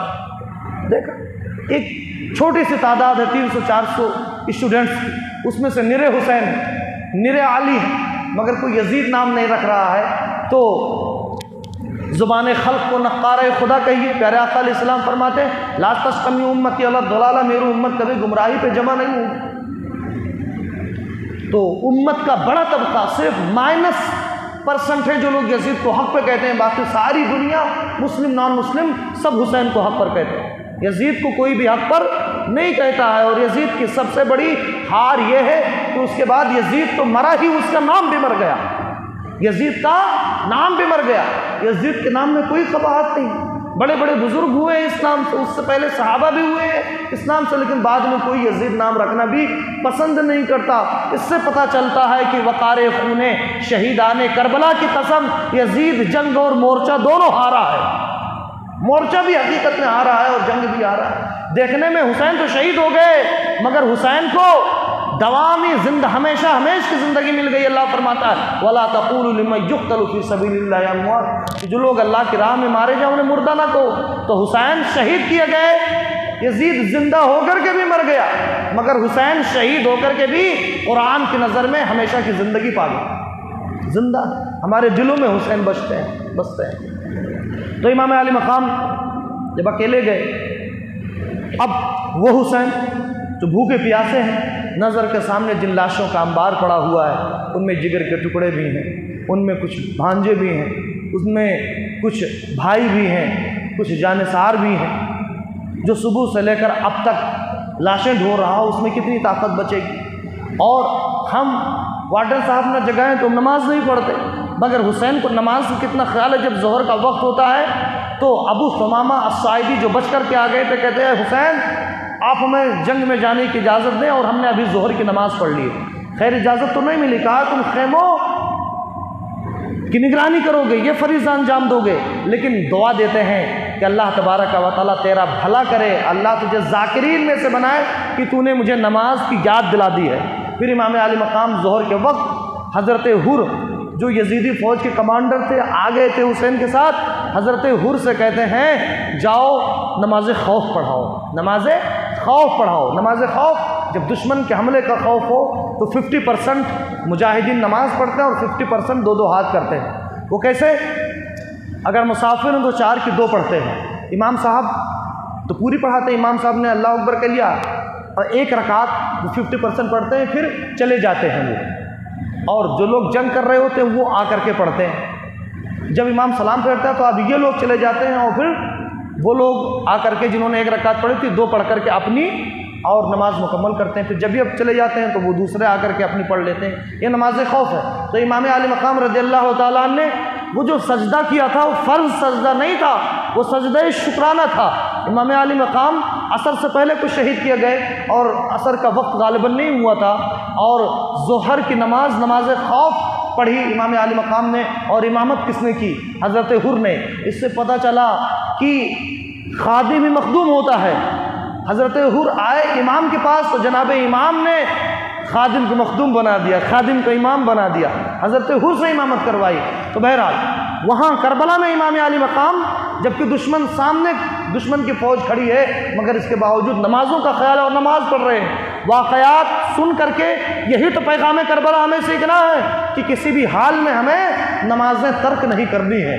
जिहाद करना ये भी एक फ़रीज़ा है, और अल्लाह की राह में सर झुका के सुबहान रब्बियल आला कहना ये भी एक फ़रीज़ा है। एक फ़र्ज़ के लिए दूसरे फ़र्ज़ को छोड़ा नहीं जाएगा। फ़र्ज़ कहते ही उसे है जो माफ़ ना हो। तो जंग में भी हुसैन ने नमाज नहीं छोड़ी, तो जो हुसैनी होगा उसका ये फ़रीज़ा बनता है किसी अभी हाल में वो नमाज न पढ़े। इमाम अली मकाम अब करबला में है और उक़बा बिन सिमआन आपके खादिम आपके साथ हैं। इमाम अली मकाम टोपी लगाए हुए हैं और टोपी के ऊपर ज़रा, खौद जिसे कहते हैं, हेलमेट कह लीजिए, ज़रा को ब्लड प्रूफ जैकेट कह लीजिए और खौद को हेलमेट कह लीजिए, पहने हुए उसके नीचे टोपी है, एक तीर चलाता है। इमाम अली मकाम कि ज़रा में वो तीर लगता है और ज़रा के बाद आपके फोरहेड, पेशानी पे वो तीर लगता है, जिसे प्यारे आका अलैहिस्सलाम चूमा करते थे पेशानी को, हुसैन की पेशानी को चूमा करते थे, उसमें तीर लगता है, खून निकलता है इमाम अली मकाम की पेशानी से। इमाम अली मकाम उस खून का क्या करते हैं वो तो मैं बाद में बताऊँगा। उसके बाद इमाम अली मकाम जाते हैं और हेलमेट उतारते हैं, टोपी निकालते हैं, टोपी खून में बिल्कुल लथपथ है, और इमाम अली मकाम अब अमामा बांध लेते हैं। अमामा किसका था? मेराज के दूल्हा का अमामा, नाना जान सल्लल्लाहु अलैहि वसल्लम का अमामा हुसैन सर पे सजाते हैं। इमाम अली मकाम हज़रत मिस्री क़बा ज़ेबतन फरमाते हैं, इमाम हुसैन हज़रत अमीर हमज़ा की ढाल हाथ में लेते हैं, अली मुर्तज़ा की तलवार ज़ुल्फ़िकार हैदरी, जिसके पीछे कभी इसी कूफा के लोग हज़ारों की तादाद में अपनी जानें देने के लिए कुर्बान हो जाया करते थे, वो ज़ुल्फ़िकार हैदरी हाथ में, सर पे नाना जान सल्लल्लाहु अलैहि वसल्लम का अमामा है, और आपके कमर में पहले बेल्ट तो था नहीं, आपके कमर में फ़ातिमतुज़ ज़हरा रज़ियल्लाहु ताला अन्हा की चादर ततहीर यानी दुपट्टा है, अम्मी जान का दुपट्टा है। इतने सारे तबर्रुकात पहन करके सिर्फ इसलिए जाते हैं कि हो सकता है ये दोज़ख से बच जाएं। हुजूर का अमामा, अली मुर्तज़ा की तलवार, अमीर हमज़ा की ढाल, ये चीज़ें वेल नोन थी, ये फेमस थी और बरकत के लिए इस्तेमाल की जाती थी। मगर यजीदियों की आँखों पे तो दुनिया की पट्टी पड़ चुकी थी, हर तरफ से हज़रत इमाम अली मकाम रज़ियल्लाहु ताला अन्हु को घेर लिया जाता है, तीरों की बौछार हो रही है, तलवारों की बौछार हो रही है, यलगार हो रहा है हर तरफ से। वो गुलेज़ार फ़ातिमा खारों में घिर गया, तन्हा अली का लाल हज़ारों में घिर गया। चारों तरफ से यजीदी इमाम अली मकाम पल पड़े हैं, ये सैयदा का लाल, ये अली मुर्तज़ा नूर नज़र, ये करबला का इमाम, ये आपका शहंशाह। इमाम अली मकाम की ज़ुबान को रसूल अकरम अलैहिस्सलाम चूमा करते थे। हुसैन के बारे में आका अलैहिस्सलाम ने इरशाद फरमाया था, अल हसन वल हुसैन सैयदा शबाब अहल जन्नह, हसन और हुसैन जन्नती जवानों के सरदार। आका अलैहिस्सलाम ने इरशाद फरमाया था, हुसैन मिन्नी व अना मिन हुसैन, हुसैन मुझसे और मैं हुसैन से हूँ।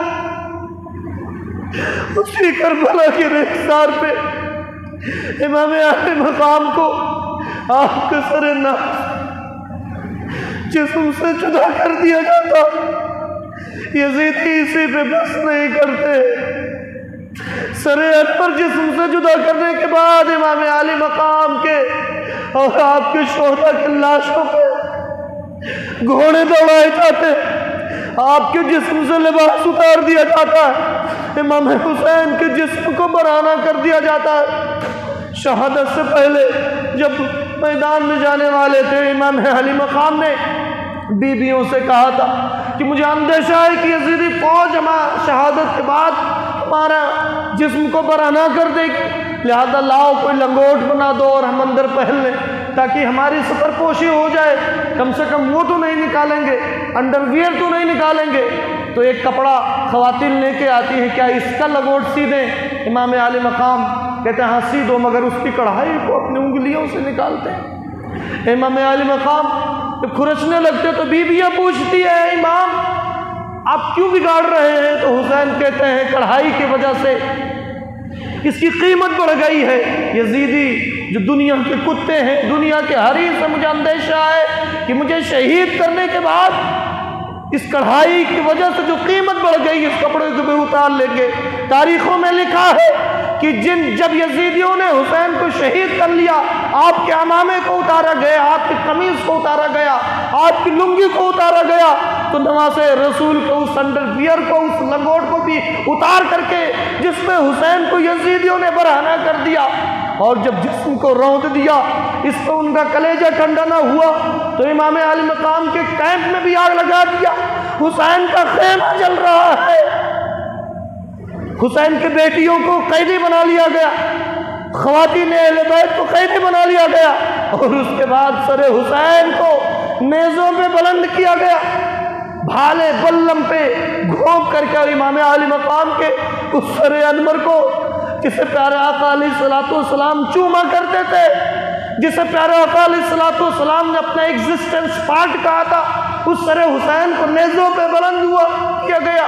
लेकिन सरे हुसैन ने नेज़े की नोक से बता दिया कि देखो सर कटने के बाद भी मेरा सर बुलंद है और शहीद हमेशा सर बुलंद ही रहा करता है। जब सरे हुसैन को कूफा के बाजारों में घुमाया जा रहा है तो एक यजीदी कुरान की तिलावत कर रहा है। सूरतुल कहफ की जब इस आयत पे पहुंचता है कि अन्ना अस्हाबल काफ़ी व रक़ीम कानू मिन आयातिना अजबा, क्या साहबे कहफ अल्लाह की अजीब व गरीब निशानियों में से थे, तो कुरान ने थ्योरी दी थी वला तक़ूलू लिमन युक़्तलू फ़ी सबीलिल्लाहि अमवात, कि जो अल्लाह की राह में मारे जाएं उन्हें मुर्दा ना कहो।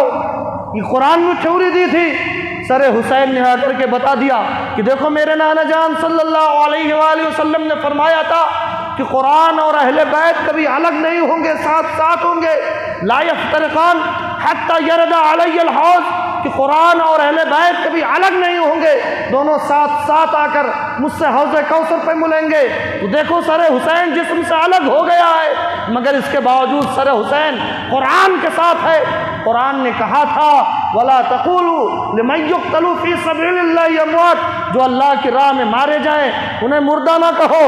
तो देखो सरे हुसैन कट गया है, हुसैन अल्लाह की राह में शहीद हुए हैं, मुर्दा नहीं है। अब सरे हुसैन से आवाज़ आती है बल इन्ना क़तली व हमली अअजब मिन हादा, ऐ दुश्मनाने हुसैन सुन लो, ऐ दुश्मनाने अहले बैत सुन लो कि मेरा कत्ल किया जाना और मेरे सर का इस तरीके से नेज़े पे बुलंद किया जाना यह असहाबे कहफ के वाक़े से भी ज़्यादा अजीब व गरीब है। इसलिए कि असहाबे कहफ को सताने वाले उनके हम मज़हब नहीं थे, बल्कि दोनों का मज़हब अलग था। मगर जिन लोगों ने हुसैन और हुसैन के कारवान को ताराज किया, हुसैन के बहू बेटियों को कैदी बनाया, वो कोई और नहीं है, उसे हुसैन के नाना जान का कलमा पढ़ते हैं, हुसैन के नाना की रसालत की गवाही अजानों में देते हैं और हुसैन पर और हुसैन के नाना पर दुरूद भेजते हैं, अल्लाहुम्मा सल्ली अला मोहम्मद व अला आले मोहम्मद कह करके। खैर इमाम हुसैन को शहीद किया गया। अब ये ऐसा गम है कि क़यामत तक कभी भी ये गम उम्मत मुस्लिमा के सीने से नहीं निकलेगा। हज़रत हाफिज़ इब्न कसीर दमश्क़ी लिखते हैं अल-बिदाया व निहाया में फ़यंबग़ी लिकुल्लि मुस्लिमिन अन युहज़िनहु क़त्लुहु रज़ियल्लाहु तआला अन्हु फ़इन्नहु मिन सादातिल मुस्लिमीन व मिन उलमाई सहाबा व इब्न बिन्तिन नबी सल्लल्लाहु अलैहि वसल्लम। हर मुसलमान का हक़ है कि वो गमे हुसैन मनाए, इसलिए कि हुसैन किसी मामूली पर्सनालिटी का नाम नहीं, मामूली शख्सियत का नाम नहीं। हुसैन ये मुसलमानों के सरदार थे। हुसैन न सिर्फ सहाबी थे बल्कि फ़क़ीह सहाबा में से थे और हुसैन नबी अकरम अलैहिस्सलाम की बेटी के बेटे थे, यानी नवासे रसूल थे। लेकिन गम वैसा ही हो कि जिसमें रियाकारी ना हो, जिसमें दिखावा ना हो, जिसमें गरीबान चाक ना किए जाए, जिसमें गाल न पीटे जाए, जिसमें सीने ना कूटे जाए। अगर आप ही आपकी आंखों में आंसू आ जाता है, गम इमाम हुसैन के जुल्म और सितम के पहाड़ टूटता पढ़ करके सुन करके, अगर आपके आंख में आंसू आ जाता है, आप रोने पे मजबूर हो जाते हैं, तो ये जायज़ है और इसका मुतालबा भी उलमा ने किया, ये जायज़ है। खुद प्यारे आका अलैहिस्सलातु वस्सलाम गम हुसैन पे कितने रंजीदा थे, कितने गमगीन थे। मैंने पहले कहा कि जब हुसैन के फोरहेड में, हुसैन की पेशानी में तीर लगा, इमाम आली मकाम ने उक़बा अपने हाथ में वो खून ले लिया, उक़बा बिन सिमआन को बुलाया और कहा, उक़बा इब्न सिमआन ले लो इस खून को। उक़बा इब्न सिमआन के हाथों से जब वो खून गिरने वाला था कि हुसैन ने फिर से अपने हाथ में अपने खून को ले लिया। वरफ़अहु इलस्समा, तारीख़ तबरी की रिवायत है। मैंने कभी एक किताब शान खिताबत पढ़ा था तो मैं रिजेक्ट करता था कि ये समझ में नहीं आ रही बात, लेकिन तारीख़ तबरी में पढ़ा हमने इसी वाक़े को कि वरफ़अहु इलस्समा, हुसैन ने आसमान की तरफ उस खून को उछाल दिया। वलम तक़्तुर मिन्हु क़तरतुन वाहिदा, और उस खून का एक कतरा भी करबला की ज़मीन पे नहीं गिरा। वो खून गया कहाँ?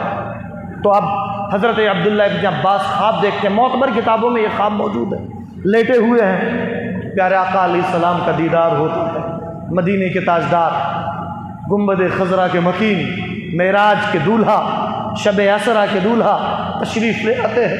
आका करीम अलैहिस्सलातु वस्सलाम का दीदार जब होता है तो अब्दुल्लाह इब्न अब्बास बेचैन हो जाते हैं। क्या देखते हैं कि आका करीम अलैहिस्सलातु वस्सलाम, जिनके चेहरे की कसम अल्लाह ने इरशाद फरमाई, वद्दुहा फरमाकर, जिनके जुल्फ़ों की कसम इरशाद फरमाई, आज चेहरे वद्दुहा कुम्हलाया हुआ है। हुजूर के चेहरे अनवर पे गर्द गुबार के आसार, प्यारे आका अलैहिस्सलातु वस्सलाम की जुल्फ़े वल्लैल, यानी आपके बाल मुबारक बिखरे हुए हैं। आका परेशान है, आका के हाथ में कोई शीशी जिसमें सुर्ख रंग की कोई चीज़ है।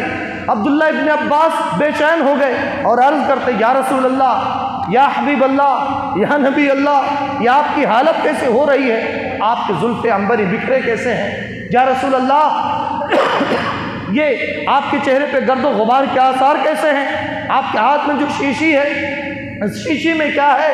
प्यारे आका अलैहिस्सलातु वस्सलाम बुदबुदाती आवाज़ में, इंतहाई गमनाक अंदाज में जवाब देते हैं, है मेरे बेटे इब्न अब्बास, मैं हुसैन के मक्तल से, हुसैन की शहादत गाह से आ रहा हूँ, और सुबह से लेकर अब तक मैं अपने बच्चों का, अपने नवासों का इम्तिहान देकर रहा था। आज मेरा ही कलमा पढ़ने वालों ने, मेरी ही उम्मत ने मेरे बेटे हुसैन और उनके जानसारों को शहीद कर दिया, और मेरे हाथ में जो शीशी है उसमें हुसैन और हुसैन के जानसारों का खून इकट्ठा। तो देखें शहादत हुसैन पे खुद प्यारे आका अलैहिस्सलातु वस्सलाम गमज़दा हैं, आका करीम अलैहिस्सलातु वस्सलाम परेशान हाल है। ये कोई मामूली वाक़या नहीं है जिसे सिर्फ तारीख़ की हैसियत से रखा जाए। ये हक़ व बातिल का मार्का है। किसी ने सच कहा, इस्लाम की हयात का उन्वा है करबला, और तूफ़ान हो ज़िंदगी में तो साहिल है करबला, आराम गाहे शाहे शहीदा है करबला, अहले नज़र का क़िबला ईमा है करबला। इमाम हुसैन की शहादत कितनी गमनाक है। सैयदा ज़ैनब कुबरा, ज़ैनब बिन्त अली, हज़रत फ़ातिमा की बेटी हैं, इमाम हुसैन की बहन अली मुर्तज़ा की बेटी हैं। जब इन्हें क़ैद करके ले जाया जाता है कूफा, और जब करबला में उस जगह पहुँचती हैं जहाँ हुसैन और हुसैन के जानसारों की लाश पड़ी हुई है, कफन मैसर नहीं है, जनाजा नहीं पढ़ा गया है, कोई दफन करने वाला नहीं है, हवा की झक्कड़ चल रही है, और गर्दो गुबार से वो शोहदा के कटे फटे लाश पड़े हुए हैं, अट रहे हैं। सैयदा ज़ैनब ने ऐसे अल्फाज कहे कि यजीदियों की आंखों से बेआंसू निकल पड़े। तबरी की रिवायत है कि सैयदा ज़ैनब नाना जान सल्लल्लाहु अलैहि वसल्लम को पुकारती है, वाह मोहम्मद आ, ऐ गुंबदे खज़रा के मकी, या रहमतल लिल आलमीन, हादा हुसैन बिल आराफ मुज़म्मिलुन बिद्दमा, या आपका लाडला हुसैन, उसकी लाश कटी फटी पड़ी हुई है और खून से लथपथ है। वाह हुसैन, वह दुर्रियतु का मुक़द्दला व बनातु का सबाया, या रसूल अल्लाह, आपकी औलाद कट चुकी है, आपका ख़ानदान लुट चुका है, और आपकी बेटियां कैद की जा चुकी हैं। कत्ल हुसैन, शहादत हुसैन कोई मामूली सानिया नहीं है।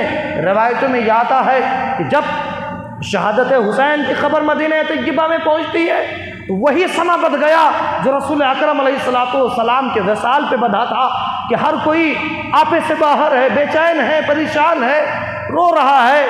और हज़रत मुस्लिम की बहन तो अपने कपड़ों को समेटते हुए संभालते हुए रौज़े रसूल पे पहुंच गई और नबी अकरम अलैहिस्सलाम से शिकायत करने लगी, बल्कि कातिलीन हुसैन को मुखातब करके कहने लगी, मादा तक़ूलूना इन क़ाला नबिय्यु लकुम, के कातिलीन हुसैन कल बरोज़ हश्र जब हुसैन के नाना जान तुमसे सवाल करेंगे कि मेरे इंतकाल के बाद, मेरे वसाल के बाद मेरी ज़ुर्रियत के साथ तुमने ये कैसा सलूक किया, तो तुम रसूल अकरम अलैहिस्सलाम को क्या जवाब दोगे। खुद उम्मुल मोमिनीन हज़रत उम्मे सलमा रज़ी अल्लाह ताला अन्हा दर्स दे रही थी। मशहूर ताबई हज़रत शहर बिन हुशब बैठे हुए हैं। जब शहादत हुसैन की खबर उम्मुल मोमिनीन के कानों तक पहुँचती है तो इतना सदमा लगा उम्मुल मोमिनीन को कि बेहोश होकर के गिर जाती है, और जब होश में आती है तो आपकी ज़बान पे एक ही अल्फाज थे, मला अल्लाहु क़ुबूरहुम व बुयूतहुम नारन, कि अल्लाह तबारक व तआला इन कातिलीन हुसैन के घरों को और इनके कब्रों को अज़ाबे नार से, दोज़ख के अज़ाब से और दोज़ख की आग से भर दे। इन्होंने निस्बत रसालत की भी ख्याल नहीं किया, ये नहीं सोचा कि हुसैन नवासे रसूल है, और उन्होंने हुसैन को शहीद कर दिया। और यही नहीं, वो मदीने के बाशिंदे जिन्होंने हालात के पेश नज़र यजीद की बैत कर ली थी, जब शहादत इमाम आली मकाम की खबर पहुंचती है तो सारे मदीना के लोगों ने यजीद की बैत तोड़ दी, सारे मक्का के लोगों ने यजीद की बैत तोड़ दी। यजीद ने क्या किया, जालिम ने मदीने मुनव्वरा पे चढ़ाई कर दी। वो मदीना जिसके बारे में प्यारे आका अलैहिस्सलाम ने इरशाद फरमाया, जो मदीने वालों को खौफज़दा करेगा, इन्हें डराएगा धमकाएगा, अल्लाह उसके ना फ़र्ज़ को कबूल फरमाएगा और ना उसके नफल को कबूल फरमाएगा। तो हमला कर दिया उसने, कसीर तादाद में सहाबा और ताबईन मारे गए, शहीद किए गए। 3 दिन तक मस्जिद नबवी शरीफ में अजान नहीं हुई। मस्जिद नबवी शरीफ में यजीदियों के घोड़े और ऊँट बांधे गए, लीद गोबर किया, इस कदर बेहुरमती की गई। मदीने तय्यबा की मुखद्दरात, वो पारसा औरतें, औरतों को कई दिनों तक यजीद के कमांडर ने अपने फ़ौज पे हलाल रखा और नाजायज़ तरीके से हामिला हुई मदीने तय्यबा की वो पाकबाज़ औरतें। और इसके बाद जब उसका कलेजा ठंडा नहीं हुआ तो मक्का मुकर्रमा पे उसने हमला करवाया। ये भी तारीख़ी सच्चाई है। यजीद का डिफेंस करने वाले लाइंस का जवाब दे कि एक मरतबा तो ट्रेलर था जो यजीद ने आमिर बिन ज़ुबैर के ज़रिए से हमला करवाया था, अब मुकम्मल तौर से हमला करवा रहा है कहाँ, मक्का मुकर्रमा पर। मक्का मुकर्रमा पर हमला हो रहा है। उसने इतने पत्थर बरसाए कि काबा की जो बिल्डिंग थी वो की दीवारें जगह जगह से टूट गई। बमबारी, इस ज़माने में बम तो नहीं था, राल के गोले बरसाए जाते थे आग लगा करके। आग के इतने गोले बरसाए गए कि काबा में आग लग गई, ग़िलाफ़े काबा जल गया। काबा के अंदर जो तबर्रुकात थे, उन तबर्रुकात में से एक वो तबर्रुक था कि जब इस्माइल अलैहिस्सलाम की जगह पे वो जो दुम्बा आया था जन्नत से ज़बा किया गया तो उसकी सींग बतौर यादगार और तबर्रुक रखी हुई थी। यजीद के हमले में वो तबर्रुक, वो सींग भी जल गई। इधर काबा जल रहा है, इधर जहन्नम के लपटे यजीद को जलाने के लिए बेचैन है। इधर काबा जल रहा है, इधर यजीद मर रहा है, फिन्नार हो रहा है, और काबे पे हमला हो रहा है, उधर यजीद जहन्नम में पहुंच जाता है। बिरादरान मिल्लत इस्लामिया, ये मुख्तसर अंदाज में करबला के वाक़यात थे, करबला का सानिया। इमाम आली मकाम के यहाँ सब्र ही सब्र है, ना जज़ा है ना फ़ज़ा है, इस्तिक़ामत फिद दीन है। पता चला कि कितने बुरे वक्त दीन पे क्यों ना आ जाएं, कभी भी हक़ और सच का रास्ता नहीं छोड़ना चाहिए। आजकल इर्तिदाद की लहर चल रही है, हमारे घर की बच्चियां हिंदुओं से शादियां कर रही हैं। उन्हें समझाओ, वाक़यात करबला दिखाओ कि हुसैन पे कितने ख़तरनाक वक्त आए, मगर हुसैन हमेशा हक़ के साथ जमे रहे। तो हमें भी चाहिए कि हमेशा हक़ के साथ जमे रहे। यही करबला का पैगाम है कि इन्नल्लज़ीना आमनू सुम्मा इस्तक़ामू, कि जो लोग ईमान लाए और ईमान पर डटे रहे, ततनज़्ज़लु अलैहिमुल मलाइका, तो उन पर फरिश्ते उतरते हैं और मरने से पहले खुशखबरी सुनाते हैं कि मुबारक हो, अल्लाह तबारक व तआला ने तुम्हारा ठिकाना जन्नत में बनाया है। तो अगर हम दीन पर मजबूती से जमे रहेंगे तो कहाँ जाएंगे? जन्नत में जाएंगे। और अगर छोड़ देंगे दीन को तो दोज़ख में चले जाएंगे। आखिरी बात कह के गुफ्तगू ख़त्म करूँगा, फिर अजान होगी, आप वज़ू करेंगे और उसके बाद इंशाअल्लाह नमाज हो जाएगी।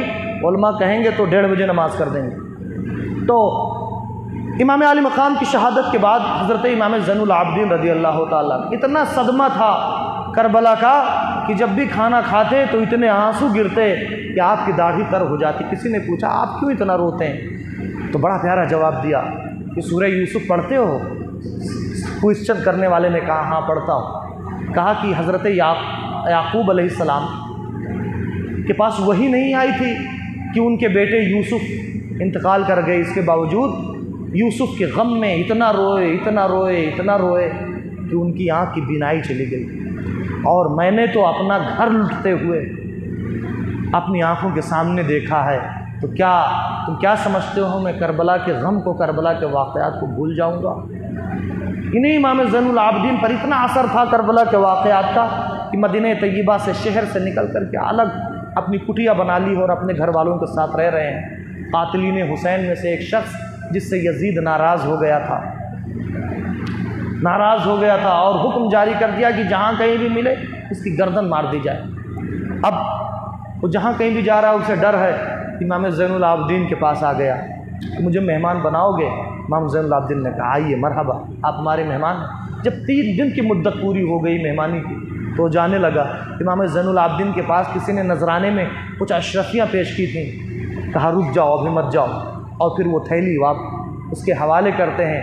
कहते हैं हमारे घर की रीति है, यहाँ जो भी आता है खाली हाथ नहीं जाता है, ये ज़ादे राह मेरी तरफ से चंद टके और ये चंद नकदी ले लो साथ। वो शख्स एक तो मेहमानदारी हुई और दूसरे नजराना मिला, जाने लगा, मगर कहीं ना कहीं दिल धड़क रहा है कि शायद ज़ैनुल आबिदीन ने पहचाना नहीं। कुछ दूर जाता फिर वापस आ जाता है, कहता है ज़ैनुल आबिदीन शायद आपने मुझे पहचाना नहीं, इसलिए आप मेरे साथ इतना अच्छा सलूक करते हैं। हज़रत इमाम ज़ैनुल आबिदीन के लबों पे मुस्कुराहट खेल जाती और फरमाते कि हम अहले बैत की निगाहें कभी हम गलती नहीं करती हैं, हमारी निगाहें कभी चूकती नहीं हैं। अरे हम तो तुझे उसी वक्त से जानते हैं जब तुम मेरे चचा अब्बास अलमबरदार के बाजू काट रहे थे, उस वक्त से हम तुझे पहचानते हैं कि जब तुम मेरे अब्बा हुजूर पर तीरों और तलवारों की बौछार कर रहे थे। लेकिन वो तेरा किरदार था और ये हुसैन के बेटे का किरदार है। वो तेरा किरदार था और ये हुसैन के बेटे का किरदार है। इससे पता चला कि आपके यहाँ कोई आए सिर्फ इंतकाम लेना बहादुरी नहीं है, माफ़ कर देना उससे बढ़कर के बहादुरी है। ये हुसैन के बेटे का पैगाम है। वमा अलैना इल्लल बलाग अस्तगफिरुल्लाह रब्बी मिन कुल्लि ज़ंब ला इलाहा इल्लल्लाहु मुहम्मदुर रसूलुल्लाह सल्लल्लाहु अलैहि वसल्लम। जिन लोगों ने वज़ू नहीं किया